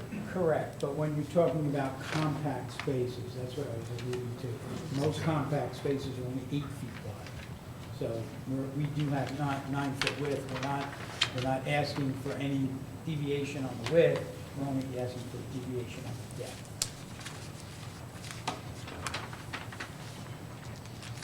So insofar as the 22-foot aisle, in addition to the variance requiring or asking for a de minimis waiver Correct, of RSIS, that's correct. I haven't heard you say anything about how you meet the standards for getting such a waiver. And if the waiver is granted, the town has to make a written report to the state as to why it was granted. There is a de minimis exception because the goal here is to provide for adequate parking. And we are constrained by the wetlands on the site. So the depth of the building is restricted. As I mentioned earlier, the size of the building, its footprint is significantly below what's allowed under the ordinance, and the impervious coverage is significantly below. So by allowing us to utilize aisle widths that are only 22 feet instead of 24, gives us the opportunity to provide additional parking. And the compact cars do the same thing. And we feel that that certainly outweighs any detriment. That we demonstrated through our exhibits using the AutoTurn software that vehicles can easily enter and exit those parking stalls and utilize those drive aisles safely.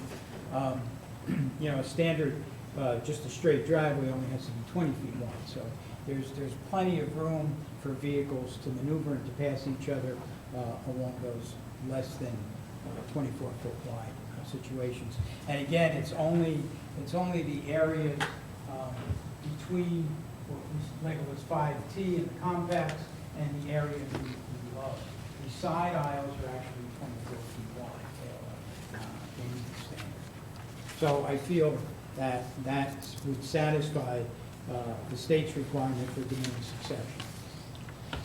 As far as the address on the building facade, it's only one building on the property. Correct. But you would still feel that it would be beneficial to the first responders to have the number on the building? I think it would. I think it would be helpful, and aesthetically, it really looks nice. Mr. Appel's got a little exhibit that he could show you, I think, if you want to see what it looks like. I think you'll see that it certainly improves the aesthetics of the front facade. Can you see that from Eisenhower? No. You and the board members will be astounded. That's all I have for you.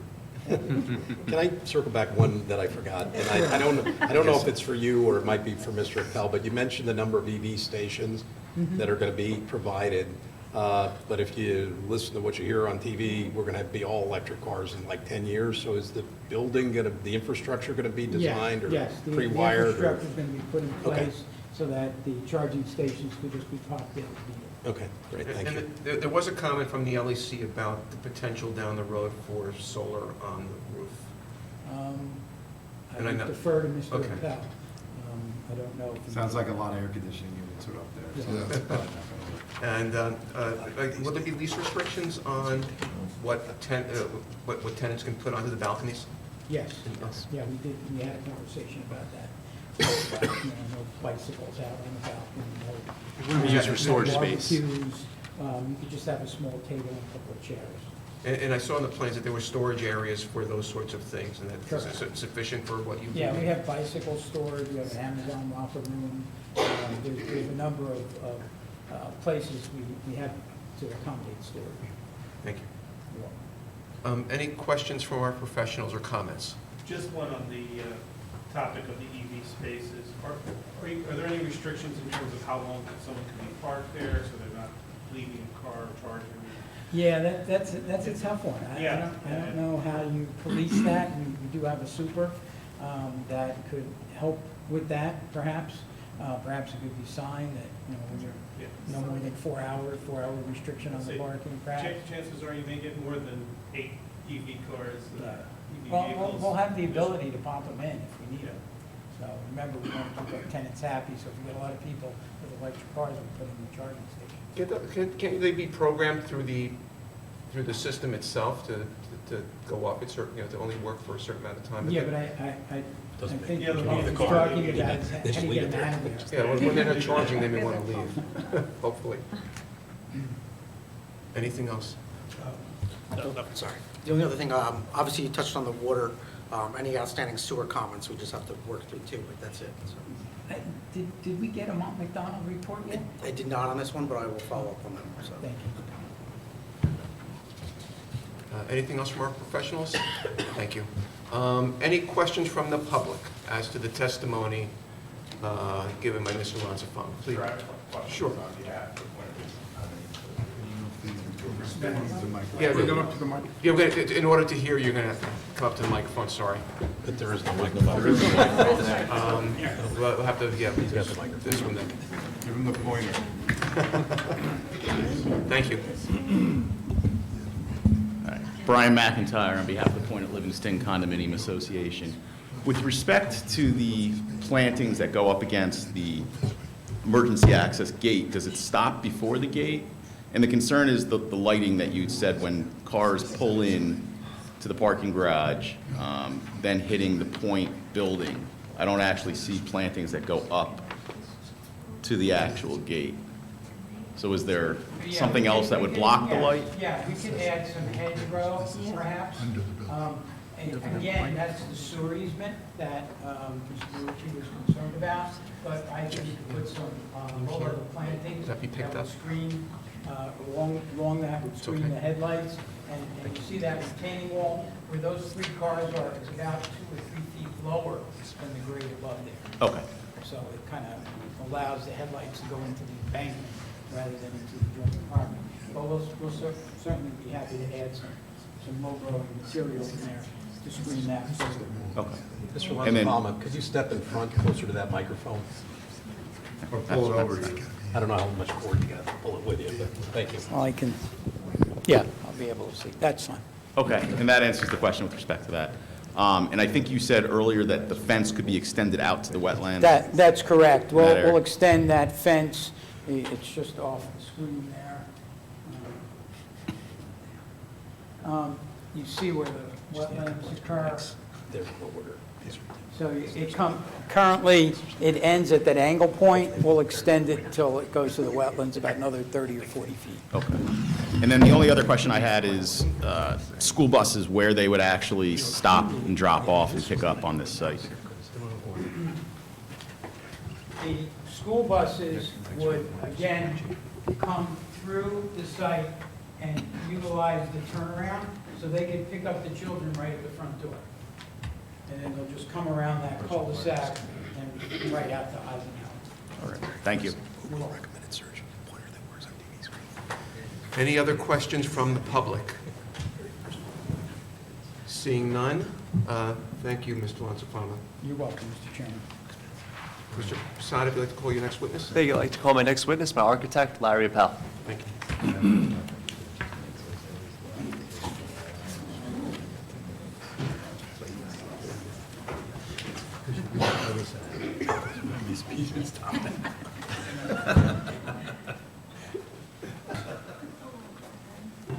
Good job.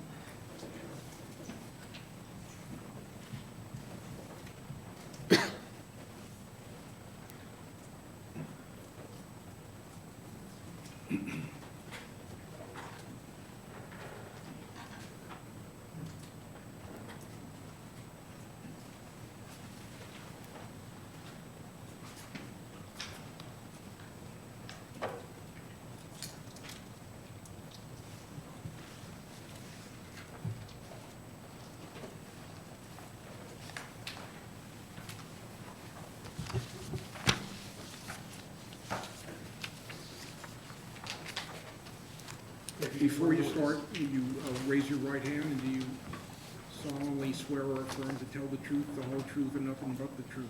Yes, I do. Thank you. Would you state your name and spell your last for the record? Lawrence, Laurance, Appel, Appel. I'm principal of Appel Design Group Architects. I have appeared before this board on numerous occasions. I'm licensed in New Jersey since 1992, also New York, Pennsylvania, NCARB, and my licenses are all in good standing. Thank you. Any questions for the witness?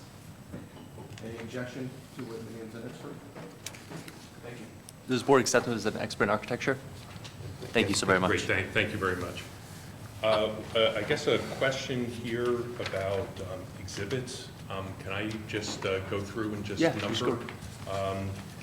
I have a rendering this evening. I think we're up to A6? A5. A5. A5. I have a second rendering, which would be A6, and I have a material sample board, which will be A7. So, would you like me to describe them? Yeah, can you or- please describe 5, 6, and then 7 one more time? Okay, so A5 is a color rendering of the front of the building. A6 is a color rendering of the rear of the building. And A7 is a virtual material board. All have been provided to the board in advance.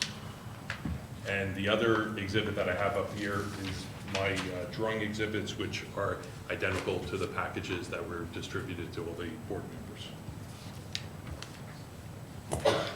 So first, Mr. Lanzafama was very thorough. I'm going to try not to repeat any of the testimony, and thank you to all of the board professionals for providing feedback and input in the track meeting. All this was very helpful in getting the project better than it was on the first pass. This project was designed to be in conformance with the R5M Affordable Residential Zone. We worked and collaborated with the team to try and make sure that all of the site, the landscaping, traffic, everything worked, providing an interesting design that works well with the site, the topography, as well as the neighboring uses. All of the units and the building are described on the unit breakdown. There are 71 units, 70 rental units with 1 unit reserved for an on-site superintendent. The units are all well integrated and distributed. When I say that, I mean that the affordable units and the market units are integrated within the building. I'm going to walk through very quickly on my plans, the ground floor with parking. This was already discussed. The only thing that I will add that was, I think, brought up by the board is that, yes, we're providing EV charging. The idea here is that We have 5% that needs to be provided at a minimum right away, with another 5% make ready, and then another 5% make ready. And the idea in here is that because the need's going to rise, we're going to create future capacity. So we're going to have panel size to provide more EV charging stalls down the line. And the idea in here is that for a property like this to be competitive and to embrace the next wave of technology, you just need to be. So it's simple. One of the other items discussed at the track meeting is the locations of the EV charging. We will work with the fire official to make sure that they have good access, both for them to respond to an emergency, as well as for accommodations for the electrical panel of the building. So one of the items that was also discussed in here was the secure portion of the garage. This is intended to be gated, so the area that Mr. Lanzafama pointed out, there's a security gate at this location and at this location over here. And the idea is that these will be secured, but there will be access with a fob as well as knock spots for first responders as well. This garage is designed, even though there's not a lot of openings, it does meet the requirements for a naturally ventilated open garage. One of the items, I'm going to zoom in a little bit in here. One of the items that we do in the design, where we have narrower drive aisles, and we have even gone below 22 feet, but we did speak with Mr. Klein to understand, and he agreed that the 22-foot was a reasonable accommodation to be made here. What we've also done is we've inset all of the structure a couple of feet inboard of the drive aisle. So that allows, as you're pulling a car back, you can start turning the car while you're still in the stall. And so it kind of negates the impact of the structure. And this is helpful if you've ever been in garages where they have not done that. This makes a compact stall actually functional. So this is just another supporting reason here. On the ground floor, in addition to the parking, I'm going to focus a little bit. There are amenities. I'm going to be talking a lot about amenities because the building has a lot of amenities, and this was done intentionally. At the ground floor, we have mail room, package room, an open lounge space. This is all around the main entrance, as well as other spaces, mechanical spaces, some landlord storage, spaces for utilities, a dog wash area, and a bike room as well. So these are things that are customary amenities for a luxury product. One of the things that Mr. Lanzafama talked about is we have a trash room. This is a very important amenity. The trash room is, in a building like this, will be connected to chutes above, to trash rooms on each floor. You have a compactor in here.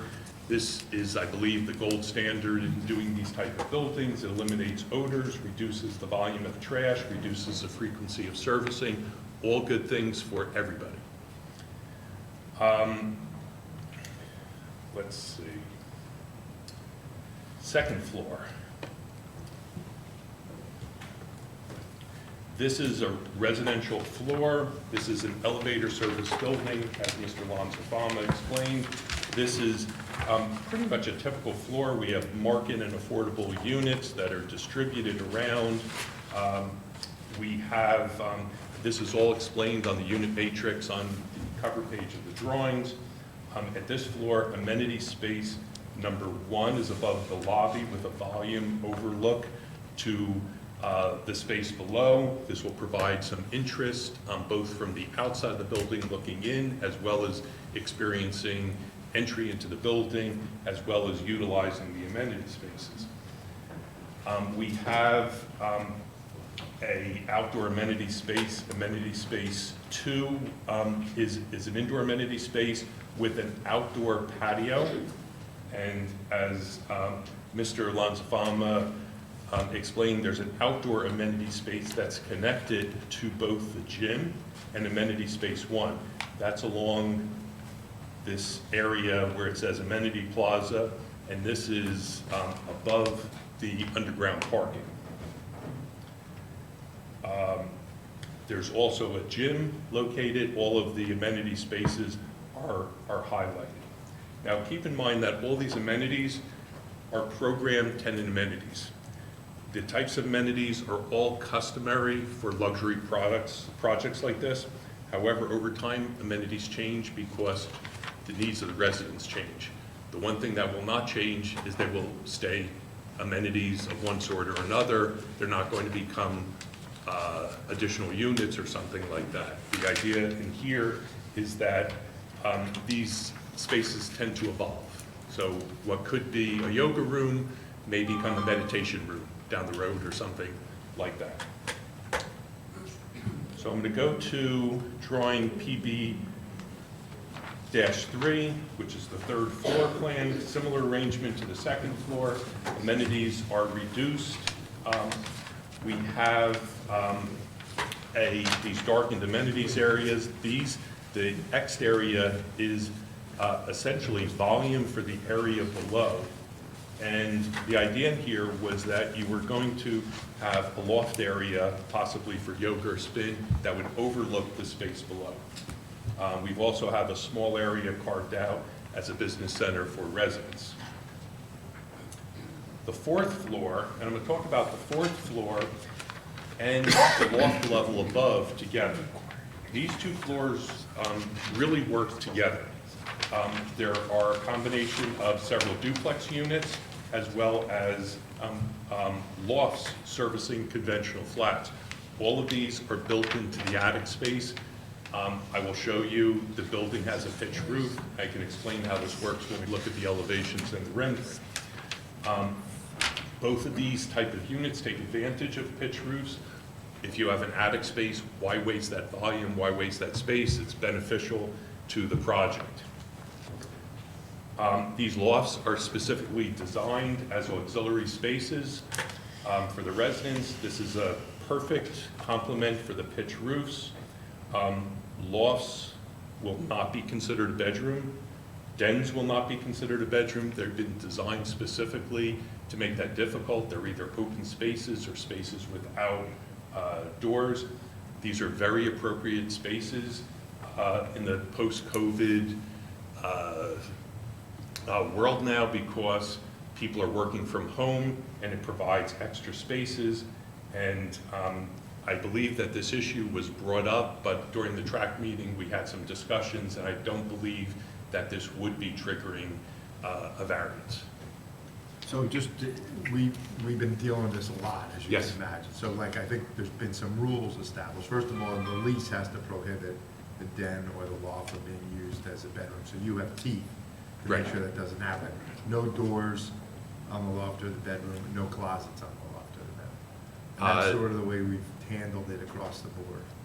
Well, I will say for an area like the loft, sometimes we need to have some closets for mechanical reasons and stuff like that. But on the loft side, you're talking about it'll have an open stair, an open railing, With a no knee wall. enclosure. So it really could never really function and work like a bedroom. For the dens, I understand, and I think that's quite normal not to have a closet or a door. So that'll show up in the conditions, I'm sure. So just, not Understood. picking on you, that's the way And it's been. I'll tell you is that I think I think what was talked about on several of the projects is they would be included as in leases as well. Right. And they're great spaces. No one's arguing that. We're just trying to keep a control on Understood, having our absolutely. cake and eating it too. And that's acceptable. So we have a little note in here, amenity space number 4 on this floor. We are proposing potentially to have a golf simulator as one of the amenities, so we would need to carve out a little bit of additional headroom on here. That was the reason for the note. And this would come out of the space above. I'm going to shift over, and you can see that Xed area. That Xed area is to provide some additional headroom here. One last amenity I'm going to show you. It's up in this area at the front of the building. It says amenity deck, and there's a lounge. We included a small space up in here. Even though this is the loft level, we found a way to articulate and integrate a small outdoor space, and we found that this could be a really small but special space to complement the amenities, and this is what we included over here. One of the things that I will talk about is I'm going to shift all the way to the end on the apartment plans. This is shown on drawing PB-8. PB-8, these are typical unit designs. Each of the units have their own HVAC systems. There were some questions that were raised about where are condensing units. I'll talk about that a little bit when I show the elevations. We have condensing units up in a hidden portion of the roof, as well as a number of ground-mounted condensing units. The idea for the ground-mounted condensing units was that it just made sense in a couple of areas to have some of the units that were on the second floor to have a condensing unit directly outside rather than a couple of stories above, up on the roof, as well as some of the amenity spaces as well. And we thought that we kind of achieved a good balance because it didn't impact privacy, it didn't create large areas, and all of these are well concealed and landscaped as well.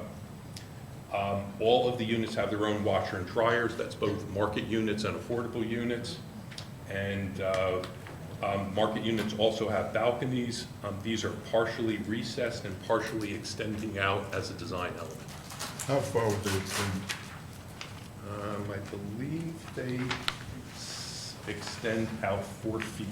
1 foot inboard, 4 foot outboard. And I think that, I believe, is consistent with the ordinance. You're permitted to extend 2 feet with certain elements and 4 feet with balconies. I'm going to talk a little bit about exterior architecture. This is shown on drawings PB6 and PB7. Height is conforming, and the design uses the site topography. So the, as discussed with Mr. Lanzafama, is that, and if you look at this little section, is the building presents itself as 3 stories with exposed garage level parking at the front of the building, but at the rear of the building, it's all tucked into grade, so it only looks like a 3-story building with a roof on it from the rear side that faces Buford. And we thought that was beneficial. We are below the required height in the ordinance, so that is all good on that end. We've chosen a traditional vibe for the building, including common traditional vernacular elements and residential design. We feel that this will relate it very well to both the building geometry, and it provided nice opportunities to provide some jukes and jogs in the facade, as well as articulated gable elements. All of this helps provide a building that has comfortable, appealing massing and opportunities to detail the residential building materials. And all this was done specifically to complement the adjacent multifamily and single-family uses. So I'm going to switch to the exhibit. I'm going to go to the 2 renderings now. Oh, one of the things I want to show you is, while I'm on this drawing in here, is you can see that area for the AC units that's tucked up into the roof, and I will show you how this works on the rendering as well from the rear. So here's a rendering of the front facade of the building. I don't know that you will ever see this whole building like this. It's, you know, the way we've done it, I think the reality is, and I'm going to huddle in like this, this is more like what you're going to see as you're driving up. And these renderings are artistic. We have shown our selections for colors as well as materials. But one of the things is that due to availability of certain materials, some of the materials, this exact stone, which came from a stone that we selected from manual, could be discontinued. There will be one that will be almost identical, but not super identical. So the materials that I'm showing, there may be some opportunities that are necessary for swapping out a similar from a different manufacturer if there's availability issues, et cetera. The front rendering shows pitch roof, consistent with the ordinance. Roof finishes will be standard architectural roof shingles. These are similar to single-family homes, as well as we provided some accent metal roofs in a complementary color, stone veneer at the base of the building, decorative architectural pre-finished metal railings that provide both function as well as accent. Windows are large and well proportioned for the building. It has a good amount of windows. All of these items work very well with the traditional architecture. We've chosen a light color, and we've accented this with a dark window. We feel this works well. I don't know if it's helpful. I have some copies of color renderings that I can pass around if it's better for people to see there, as opposed to the screen. Kind of looks a little more sterile than the printed version, but I do have some copies if people would like to see those. Excuse me? It was emailed around to us. Oh, beautiful, thank you. We have siding, architectural trim and panel details. We have at the ground level, we have some accent metal awnings. And what's most important about here is that all of these materials were selected because they're low in maintenance, so that they will, these are quality materials. They will look good the day that they're built and will look good for years to come because they're very low maintenance. Also, the building captures all four sides, have a similar architectural feel to them, same materials. It's not like we presented a front elevation and the sides and the rear were forgotten. So, signage. I'm going to zoom in a little bit over here, and we have a couple of signs in here. We have the 330. It's a little difficult to read on the rendering, but in reality in here, it's a silhouette with lighting from the inside and glass. You will actually see the silhouette. I think it'll look kind of neat and interesting. You'll still read the 330. However, by the time somebody comes up to the building, this is a site, you know, you're coming there, it's a destination, you're there. For me, it's something to articulate and help focus and provide architectural detail for the entrance. The sign is 5 feet wide by 2 feet high, that's 10 square feet. Charcoal color, again, not lit. You'll be seen silhouetted and backlit because of the lobby behind. In addition, flanking the entry doors on either side of the entrance are two wall signs. These are integrated signs into the stone. They're 1'10" by 1'6" high, so just under 3 square feet per sign. There'll be metal letters either on a metal background or on a masonry background. We're looking for these to be bronze in color to accent and work with the stone. Lighting in here, we have some accent lights flanking the entrance, as well as some architectural lighting at the stone areas just at the center portion of the building, which will be up and down lights. The idea in here is that these lights will accent the stone, provide some texture and interest to the project. These are small output lights. They're very similar to the 60-watt lanterns that you may have on your back porch of your home. All of the remainder of the lighting, so for instance, at the balconies, are all intended to be downlights. They're either going to be recessed puck lights or lights that face downward, because the idea in here is that we're trying not to have glare facing outward from the building.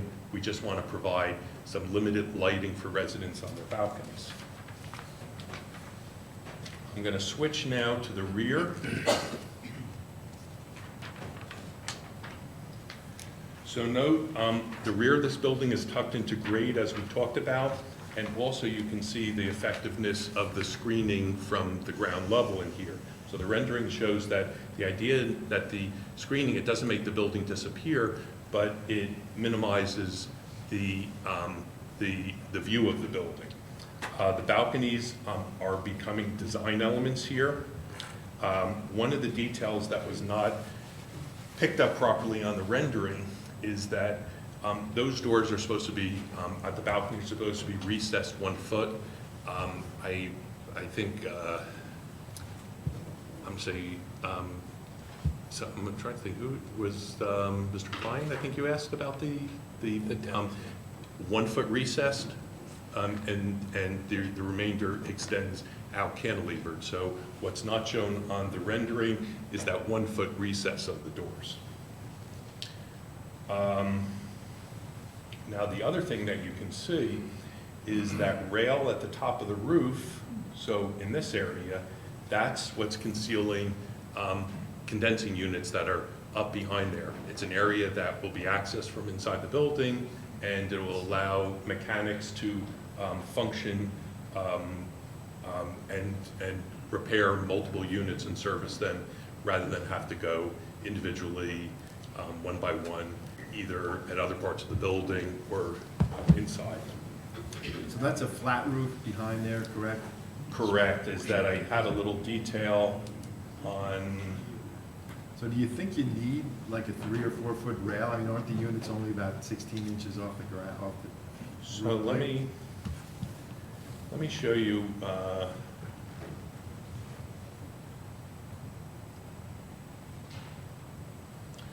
What we're doing is that rail is just high enough to conceal the units, and the units will not be sitting directly on the roof, but they'll be sitting on a little bit of a, like a dunnage platform. So the reality is I'm making sure they're concealed at eye level, but most people are going to be looking at them from ground level. So as you look up, your sight line is even going to be worse, it is going to be better.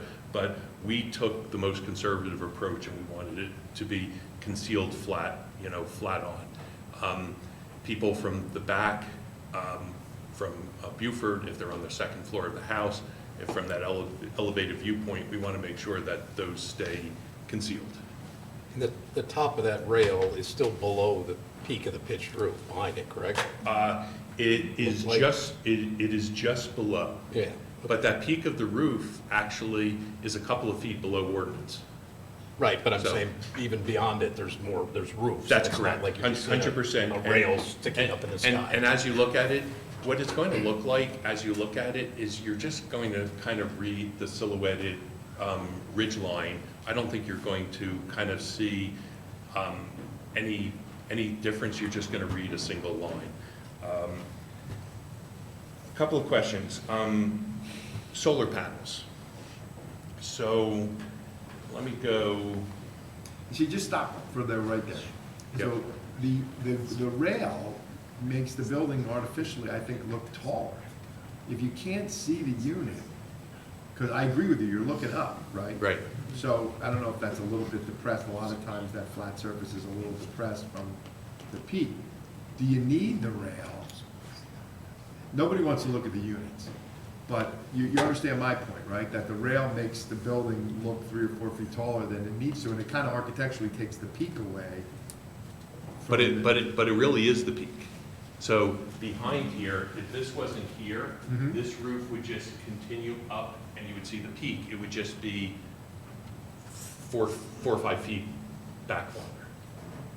like it is on the edge of the, if you go all the way to the edge of the building, right? Right, you can just see right up in here, you can see like the ridge, and then this would continue straight across, but the ridge would be above that area. So the reason what we have in here is this was kind of a depressed area. We kind of didn't add on top, but we actually cut into it. That's how we, Right, which I think is typical, right, with a peak roof building when you want to put the units on top. we've actually Drop it done, down. we've done a couple of, I'll leave it to you. All I'm saying is, if you can, I think it looks better when you hit the peak rather than see a rail at the top of the building, which is sort of an anomaly, right? Like you don't see a rail on a pitched roof building, and it kind of makes it look a little, it makes the building appear a little bigger, I think, than where the pitch is. If you go back to the one image if you could. So if you look at the pitched roof to the right, zoom back out a little bit. To all, you see what I'm pointing to? Mhm. And then if that were to come across beyond the three dormers, and it continued to show that pitch, I think that looks better. And as long as you don't see the we can look at that, but Do you agree? You're the architect. Here would be my concern. What we'd have to look carefully at is that from the houses that will be built sometime behind there, I don't want to make sure that when you're up on the second floor That's fair. looking at them, that you're not going to start seeing them popping up. If that's not the case, then I would be happy to remove the railing here. Then the other question is that, do you have an OSHA problem with servicing those units up there? So if we can get past both of those, I'd be happy to, just take If you go to the architecturals, it look, I think it's PB6, you have a cross-section yes. that shows what, zoom in on that shows where the units are. And that's where I think the rail kind of demonstrates why you need the railing, because even though you'd see the peak behind it, you'd still see all the HVAC units. Yeah, the rails are the top of the AC units. But we will make that as low as we can and discreet as we can to do the job that it needs to do. So one of the questions, let me go back to this, this drawing in here. There's a question asked about solar panels. The idea of solar panels on this building are going to be difficult because there's so much movement in the roof. But what we will do is we will design the building for some excess loading. So if technology changes and there's smaller integrated solar panels that will make sense, at least we'll have the structural capacity to make sure that can be accommodated down the road. But for the current design, I don't see it being practical or feasible. I wanted to just address just a couple of quick fire comments. Mr. Lansafama kind of touched on them. I want to... Just before you jump to Yes. that, can you go back to the front rendering? And go up, yeah, zoom out. Zoom in a little bit. Up in the middle. That white up there, is that the loft amenity part that you're going to explain about? That is that upper deck, so the space directly to the right is the indoor space, and this is the outdoor space. It's a very small amenity space, but we thought that this was just a unique, special opportunity. It provided a little bit of interest at the front, but I think it'll be a neat, special place for somebody to go drink a cup of coffee, or meet at the end of the day, and see the sunfall, and it would be, I think, a very nice space up there. And then, even though on the rendering, if I'm looking at it correctly, on the architecturals, the top of the pergola is still below the peak of the roof, right? I mean, it's not a height issue where you're going over. I think you were on. So when you look at the pergola is, you can't quite tell, but it is several feet below the peak of the roof. Yeah, just on the rendering, it looked, okay. So one of the things that was important about the fire, a couple of things, we agree with several of the comments on here. Standpipes will be at the main egress stairs. The fire department connection will follow code and work with your fire official and authorities having jurisdiction to locate all of these, as well as Knox boxes and first responder radio coverage as well. Understand that the building is fully sprinklered per code and for safety. It's an NFPA 13R system throughout, but the garage will have a full NFPA 13 system. Again, all per code. And one of the other questions that was raised, I think, in the track meeting was that attic access is only for maintenance purposes. Residents are not going into the attic. It is not for storage as well, unless the spaces were properly designed and fire sprinklered for that kind of use. I think I've covered all of the items from my testimony. One more follow-up, and it's actually on the drawing you have there. To the far left, if you zoom in, is that the black fence that Mr. Lanzafama talked about? Is it almost looks like a wrought iron look? Yes, and I'll just have to ask Mike if I captured the right aesthetic for that fence. You did. Okay. Okay.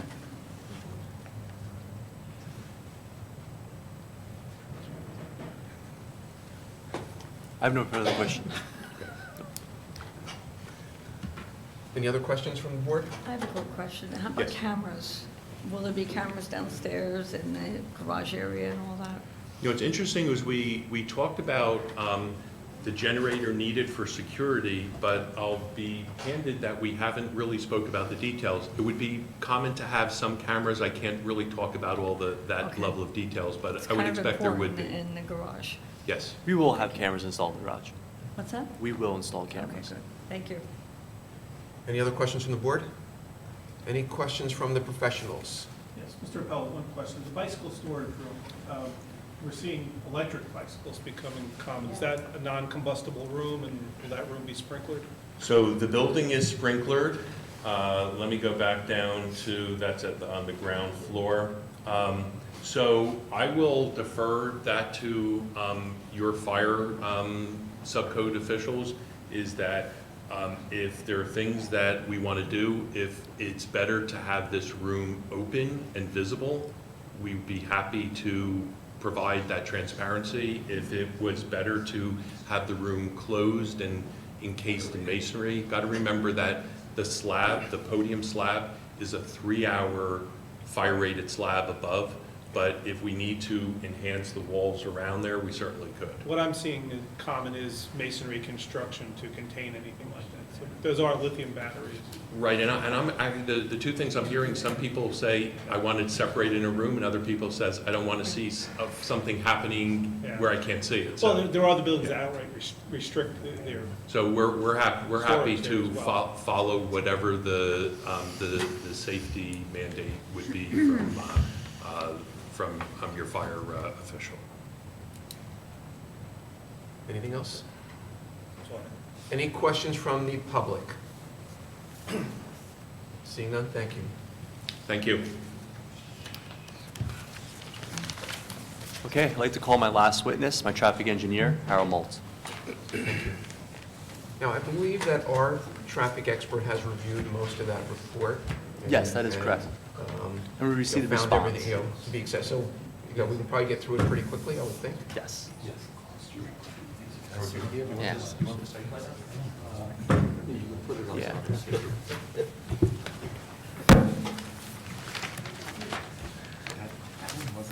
For practice.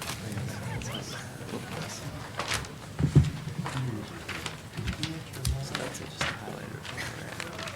Real quick.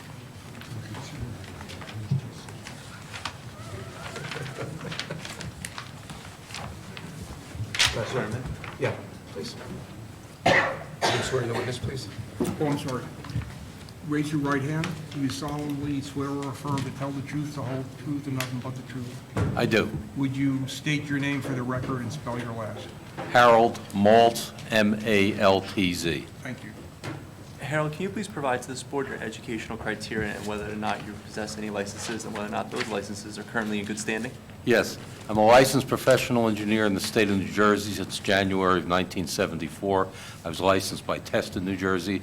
I hold a Bachelor of Science in Civil Engineering from the Newark College of Engineering, hold a Master of Science in Civil Engineering from the Newark College of Engineering. I also hold a Master of Science in Environmental Engineering from the New Jersey Institute of Technology. And I just want to state that my license is in good standing. Thank you. Thank you. Does the board Any questions from the board? Any objection? Thanks. You'll be accepted as an expert in traffic. Thank you. Harold, have you had an opportunity to review this application? Yes, I have. And have you also had an opportunity to visit the site? Yes, I have. And did you also conduct a traffic analysis and draft a report as well? Yes, I did.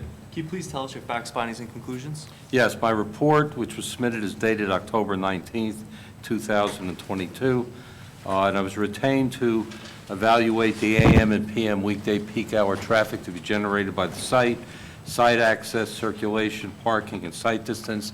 I would note, in the interest of being brief, Mr. Lanzafama overlapped in his testimony with a lot of what I have.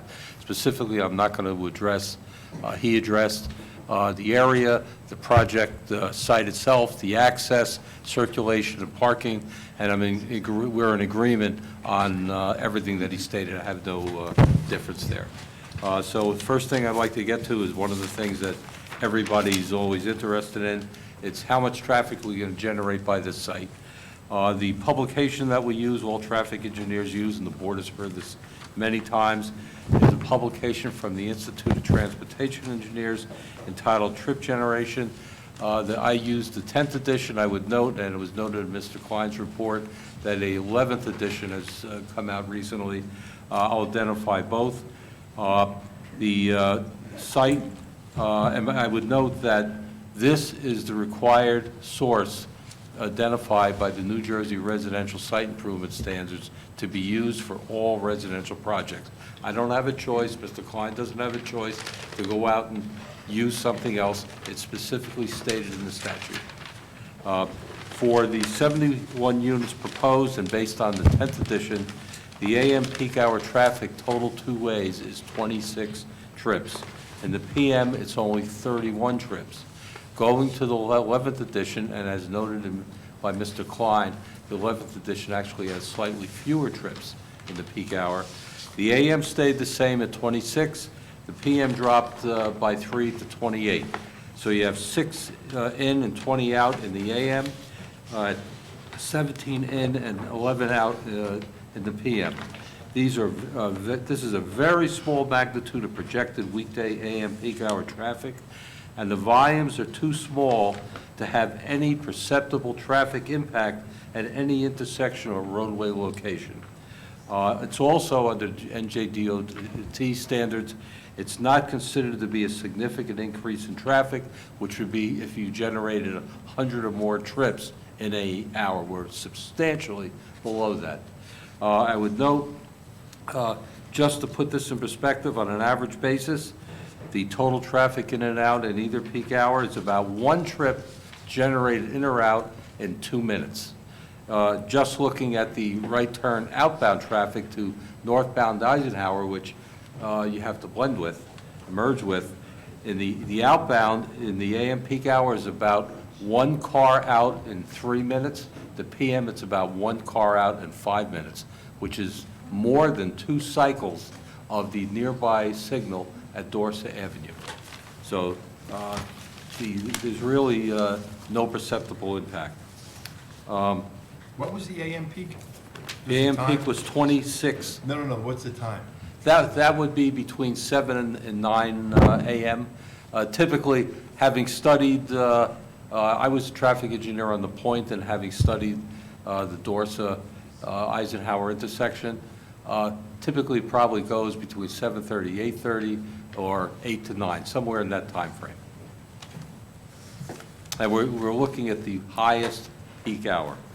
In terms of RSIS guidelines, I concur with everything that Mr. Lanzafama identified. It was in my report also, as well as site access and signage to be proposed.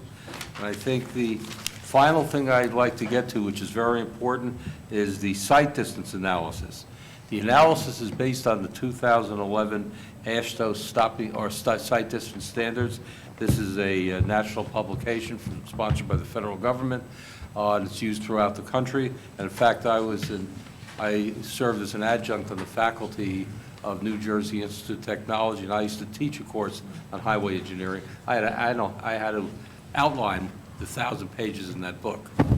So I think I know what I'm talking about here. The speed limit on Eisenhower Parkway is 50 miles an hour. What you use is you go 5 miles higher to what's known as the design speed, which is identified on the AASHTO table. So the stopping sight distance for 55 miles an hour design speed is 495 feet. That's for a vehicle making a right turn out of our drive onto northbound Eisenhower with a vehicle approaching from the left in the first lane, the slow lane, what I'll call it slow lane. Intersection sight distance is slightly longer, which is 530 feet. Just to explain, stopping sight distance is the minimum required distance for safety. That's the critical number, the 495. Intersection sight distance is known as a desirable distance, where a vehicle on the main road would decelerate to 70% of his initial operating speed. What it means is he's putting the brake on slightly to slow up to give the vehicle making the right turn an opportunity to get out without stopping on the roadway. The position in the driveway is 14.5 feet setback from the edge of the main road travelway, not the shoulder, from the active lane. And it's 3.5 foot height of eye. We're only dealing with a right turnout. That's the only movement that's permitted. The sight line is between the existing driver looking left to the Eisenhower northbound driver in the right lane, as I said. In our area, the roadway Eisenhower is level, and there's a large radius horizontal curve alignment, which the sight drive and frontage is on the inside of that curve, but it's a very large radius curve. Field measurements, I couldn't perform any field measurements even though I inspected everything because there's vegetation, shrubs, and small trees which are growing right up to the curb line along this whole stretch. Consequently, my analysis was based on a plan review, and the sight line passes behind the Eisenhower curb line and approximately along the county, in parts, approximately along the county right-of-way line, which is behind the curb line and guide rail. All of that affected area is along the site's frontage. So if there ever has to be an easement given, my client owns the property and he can provide the easement for a site easement. There's no situation there. And just so I can identify to you, the 495-foot stopping sight distance point, going from the site drive, set back 14.5 feet, and then going to Eisenhower northbound, the right lane, next to the shoulder, it falls right opposite the adjoining office building at 316 Eisenhower, their northernmost drive at the southernmost curb line. That's where it lines up, where you hit it. And to obtain the sight distance, stopping sight distance, and intersection sight distance, all the interfering vegetation must be cut back and maintained clear and obstructed in the future. I would also note that it is shown on the site plan, but I noted in my report that in advance of the site drive on facing drivers going northbound on Eisenhower, to post a driveway ahead sign with a supplemental distance plaque to identify the standard sign in the manual uniform traffic control devices. And finally, I'd just like to note, ingress and egress to and from the site is designed and will function in a safe and efficient manner in accordance with sound engineering practice. The site distance clearing identified to be and also to be maintained, and considering reasonable, prudent driving behavior. That concludes my testimony. I have no further questions for this witness. If I were coming from the north, How would I Yes. get to the entrance? Yes, that's, you're going southbound. I had that, I went by it. Actually, Mr. Klein, in his comment number 4, that was the only thing he asked me to comment on. He actually presented what I'm going to tell you. We both agree on this. If you're coming southbound on Eisenhower, you get to Dorsa, there's a far side reverse jug handle. You go through that, back through the signal in Dorsa, the short distance to Beaufort, go down Beaufort, there's a right turnout ramp just before the signal at Beaufort and Eisenhower, Executive Drive's on the other side. You take that and you come back up. That's the same thing that's done with the office properties immediately to our south, which have the same situation. You could also use the traffic circle to go down there and come around. And I'll tell you one off the cuff, and it's something that I do because for probably the last 16 years, I've rented storage in the lockup, and I come from 280, and when I come out of there, you can't make a left turn, you have to make a right turn. You can go to the circle. What I like to do is go down to Executive Drive and make a right in there, go a couple hundred feet up, and just do a U-turn on the access road and come right back up to the left. Never had an issue, but you didn't hear that. Well, I think some people may be listening. It's on the transcript. Erase it. Any other So I hope questions? that answers your question. More than enough. Any other questions from the board? Seeing none, any questions from our professionals? Any questions from the public? Seeing none, thank you. I said that's useless. Nobody would listen to us anyway. We lived here for almost 50 years. You'll have We know nothing. you'll have a chance to make a final statement. I Thank you. don't think I can stand up anymore. Thank you very much. Thank you. Thank you, Harold. Any other witnesses? No, I have no further witnesses. Mr. McIntyre, do you plan on calling any witnesses? No. Okay, thank you. So at this point of the hearing, if anybody from the public would like to make a sworn statement, this is your opportunity, either for or against the application. This is your opportunity. Seeing none. Mr. Posada, would you like to make a closing statement? No, in the interest of brevity, I'd like to waive my summation. Thank you very much. Parties having had the opportunity to make closing statements, it appears to the chair that the applicant, all interested persons, and the board members have had a reasonable opportunity to be heard, and that the evidentiary record of this hearing ought to be closed. Absent objection, in the absence of any motion for continuance, the evidentiary record is closed, and no further testimony or evidence shall be heard or received. The board members shall now have an opportunity to discuss their thoughts. The use is permitted by the ordinance. We've had testimony as to a number of variances and waivers that are being sought. I haven't heard anything which would counter the explanations of why those variances and waivers should be granted. There's been a discussion of a number of conditions that would be included if there is an approval. And I haven't taken notes on those conditions, but I'm sure somebody has. So at this point, do we want to give some non-binding guidance to our attorney to move forward with the resolution that we can then consider at our next meeting?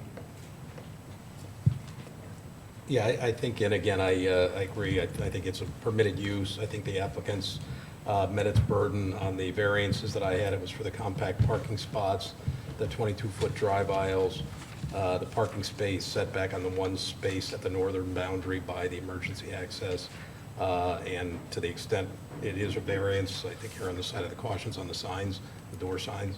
So I'm satisfied that they met the positive, negative criteria on those. The conditions that I had in my notes were that the compact spaces would be assigned to tenants who had appropriate sized cars. We didn't really pin down a time, but I would like to see something with a curfew, if you will, for the outdoor amenity space lights, given that they back up to what will be future single-family homes. and conservation easement on the lots along Buford that are shown as having in the landscape plan. I think it's lots 9, 18, 19, 20, 21, and 22. I'm not sure what block that's in, but of appropriate width. I don't know. We could consult with the engineer. I don't know if that's 10 feet or what the width is, but just for those trees to ensure that that buffer stays there. Those were the ones I had. Also, I think no doors or closets in the dens or lofts. And least restrictions on dens and lots. Right, and also, I think least restrictions on what Parking people can put also. in the balconies. And the parking lease, I'm sorry? parking assignment in the Yeah. leases. And parking signage, maintenance of the shrubbery, I guess, along Eisenhower Parkway to keep that line of sight. Stop bar at the garage. Stop at the garage. Oh, and tandem spaces assigned in addition to compact spaces. So I think those were all the ones. Mr. Klein, do you have any others that? I would just note that if it is approved, that the resolution should make note of the fact that the reason it's a permitted use is a court-approved settlement in regard to the need to provide affordable housing. I think that's a great point. I'd add two things. One, I would compliment the applicant for making significant efforts, I think, to buffer both the point and the single-family residence on Buford. I think that there's evidence in a number of places that they went out of their way to do that. And also, I think the way they've amenitized the proposed community really is going to create a luxury environment that is going to be sort of above and beyond, I think, what you're even seeing now in the luxury multifamily world. So I give them credit for both of those things. And I think it's shown on the plans, and certainly was a testimony, I don't know if it needs to be a condition, but that the emergency connection is limited solely to emergency vehicle access and will be gated and secured. Yes, and on that note, for the emergency access, we also agreed to additional landscaping as well. Okay. Okay, so I guess, And then extending the fence. so then it'll be for our attorney to provide a resolution at the board's what meeting, Jackie? Is it depends on Mr. Rinaldi, if we could have a draft, then we could list it for March 21st. March 21st? And if we don't have a draft, we'll carry it on the 21st publicly. Okay. So that'll continue to the 21st. No further notice by the applicant will be required. Anything else? With that, we are a couple minutes early, and we're adjourned. 10:30 is not a goal. Is it a deadline? It used to be. Until Fernanda hit that. But we finished an hour early.